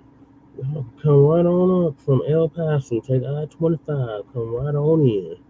Now we're saying that was a big mistake, and now he's trying to walk it back. But this is who y'all voted for, Denver. You definitely get what you vote for. So, yeah, I've been trying to warn y'all for years about this guy. Trying to think it was, I didn't want to hear us. It was just poor sports or whatever. And now y'all see, y'all made a huge mistake. And I just don't want to face up to it, Denver. But that's what. So now, I'll switch gears and go over to Aurora. They keep talking about the damn Venezuelans in Aurora, which is all kinds of immigrants in Aurora, not just Venezuelans. But all this heat is on them. There's been several arrests made in Aurora. So now this organization called Colorado Immigrant Coalition seeks to address the dangers of misinformation that's been going on. Let me play that real quick. Immigrant community. We have the answers to some of the conversation. The Colorado Immigrant Rights Coalition getting together, they say, to set the record straight after recent proclamations surrounding immigration. We wanted to create a space that people could come to and hear actual facts, lived experiences, hear directly from experts. You look at Aurora. Last week, former President Donald Trump said this about deportations. We're going to have the largest deportation in the history of our country, and we're going to start with Springfield and Aurora. Okay? The former president did not say how those deportations might work or how law enforcement would identify people who are in the U.S. illegally. But the message sent shockwaves and flashbacks to the local immigrant community. Mi trabajo va a ser educar. Attending tonight's forum was undocumented immigrant Jeanette Vizguera, who says she will use her own experience to help educate others about the immigration process. She was undocumented. They housed her up in the church like back in 2013. And the church refused to let ICE take her ass back. And now she's become like this big old advocate for the illegal immigrants out here. Process if the former president wins in November. She rose to national prominence in 2017 at the start of the Trump administration, when the mom of four took refuge at a local church to avoid deportation after living in the U.S. for decades. But Vizguera says there's another big issue among the local immigrant community she's even more concerned about. Que estarnos peleando entre nosotros. She says recent rhetoric focused on the presence of Venezuelan gang members in Aurora is leading to harmful generalizations about all immigrants. And she says she's noticed it's creating a divide among the many who live in Colorado. She says, on the contrary, it's time to unite because we are all fighting the same fight. Vizguera making it clear tonight she will not support undocumented immigrants who commit violent crimes. Now, on the presence of Venezuelan gang members in the city of Aurora, Mayor Mike Hoffman continues to say this is an isolated issue that the police is addressing. He's just trying to downplay it. It's ridiculous, y'all. Oh, Lord. That's what this damn government are talking about.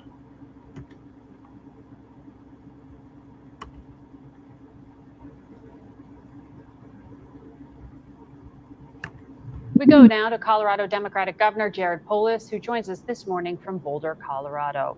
Governor, welcome back to Face the Nation. I know you are supporting. Pleasure to be here. Supporting the vice president's bid for the presidency. She is ahead by 4 points, as you heard in our latest poll, but this is very tight. What is your greatest area of concern, of potential vulnerability here? Well, yeah, it's neck and neck, and you know, I was reflecting this morning. You know, the next president we elect is going to be president during our 250th anniversary as a nation, our semi-quincentennial, a term we're going to be hearing more of.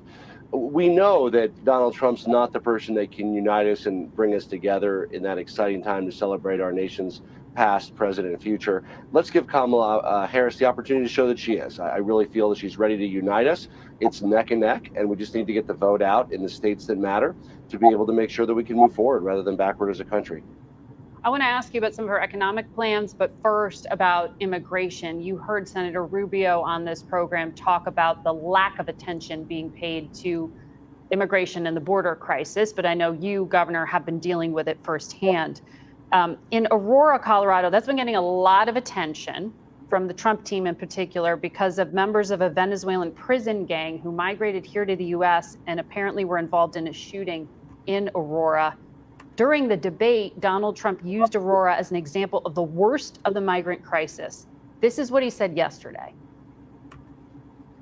Under border czar Harris, Venezuelan gangs have taken over entire apartment buildings in Aurora, Colorado. The governor is petrified in Colorado. He's a liberal governor. He doesn't know what to do. The guy is so scared of these guys, and maybe you can't blame him.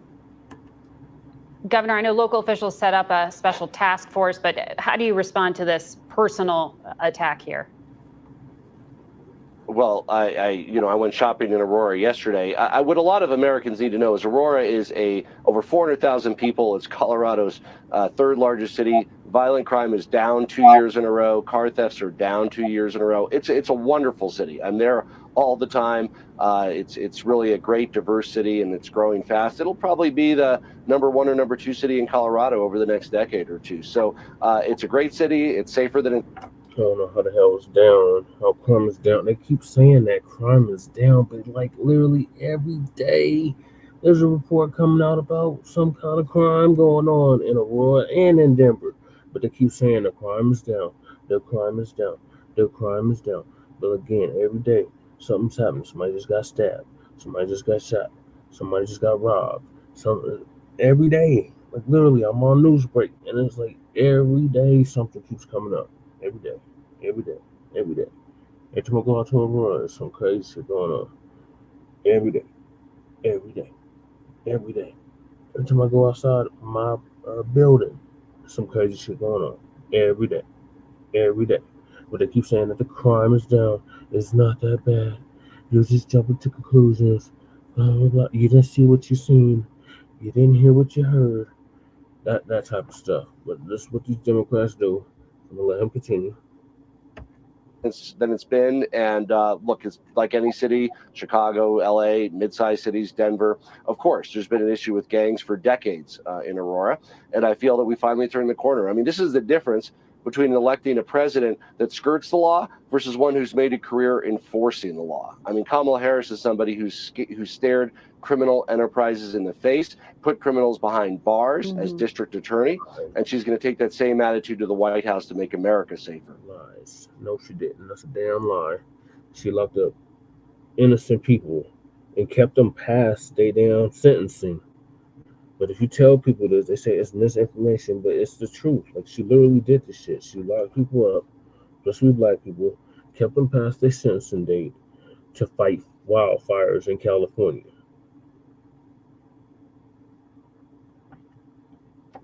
But the mayor of Aurora has acknowledged a special task force was established and said they're working with the federal government. It's a regional issue. Should the Harris campaign be talking about some of these real issues and acknowledging them in a way that might help their campaign? Because really, the answer is about that failed border bill in Congress. That's usually what the Harris campaign talks about. Should they acknowledge more of these real issues? Well, first of all, I think that's a legitimate and important issue to talk about. Joe Biden and Kamala Harris, Democratic and Republican leaders in Congress, had a real bill before them to make the needed investments in border security. Look, I've been down to the border. I've been at border crossings. We need better border security. You've been to the border, but Kamala, who is seeking the American public's vote, has still yet to go down to the damn border, and she was supposedly the border czar. She was appointed the border czar by freaking Sleepy Judge Joe Biden back in 2021, 2022, and she's yet to go to the damn border. I guess I just heard something like yesterday. She's planning on going sometime this week or next week. But really, you should have been down there years ago. Security. Kamala Harris will deliver on that because it's not a simple proposition. It requires investment, high-tech investment, fencing, scanning, more Border Patrol agents, which the bill would have funded more Border Patrol agents. So, look, I'm confident that Kamala Harris is somebody that will actually solve the border issue rather than keep it going for purely political reasons and for dividing us. We need somebody who's going to unite us, and of course, that includes securing our border. Should she talk about it more? Well, I think she talks about it as one of the issues. I mean, we need to make America safer. We need to secure the border. She had a plan to do that. It was blocked by Donald Trump and Republicans. So, look, I think it's a great issue for people to run on and talk about, and it's one the Democrats should have a huge advantage on because Republicans have failed time and time again to secure our border. I want to ask about the economic plans here. Vice President Harris has a proposal to tackle housing affordability, and she wants to give a first-time home buyer's down payment credit of $25,000 in addition to a $10,000 tax credit.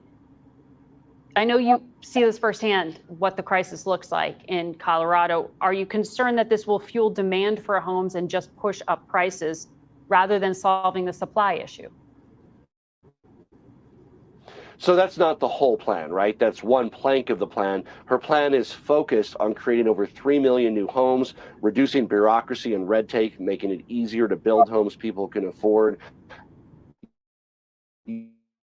Yes, as part of that, we want people, when they can, to be owners instead of renters so they can build value. This is the opportunity economy she talks about, right? Renting a home, a place to live, it's important. Owning a home, building equity and wealth over time, that's what Kamala Harris believes in. So, of course, 3 million new homes, reducing bureaucracy and paperwork, making it easier to build is part of that. Helping transform renters into owners is a key thing we should do to help make America more successful. So that's how you would choose to solve it in your state as well. You think this would fix the problem? Well, again, you talked about one plank. We're engaged in very similar reforms here. We've allowed now people to build accessory dwelling units, mother-in-law flats by right. We're doing additional allowing for multifamily, more inherently affordable housing near transit. The hardest kind of homes to build, not just in Colorado, but this goes in most communities across the country, have been those $200,000-$300,000 starter homes that somebody early in their career might be able to make the down payment and afford. The average home price in the Denver metro area is now $600,000, and that's great for those who can afford it, but we need more homes that are available for purchase in that $200,000 to $300,000 range. That's what we're focused on in Colorado. We need to help nationally. This takes mayors, governors, presidents all working in the same direction towards making housing more affordable, and that's exactly what Kamala Harris's plan will do. Governor, thank you for your time this morning. We'll be back in a moment. Lies on top of more lies. This is career politicians for you. Let's see. I have another video for y'all. I'll probably end it here because I do gotta get up early.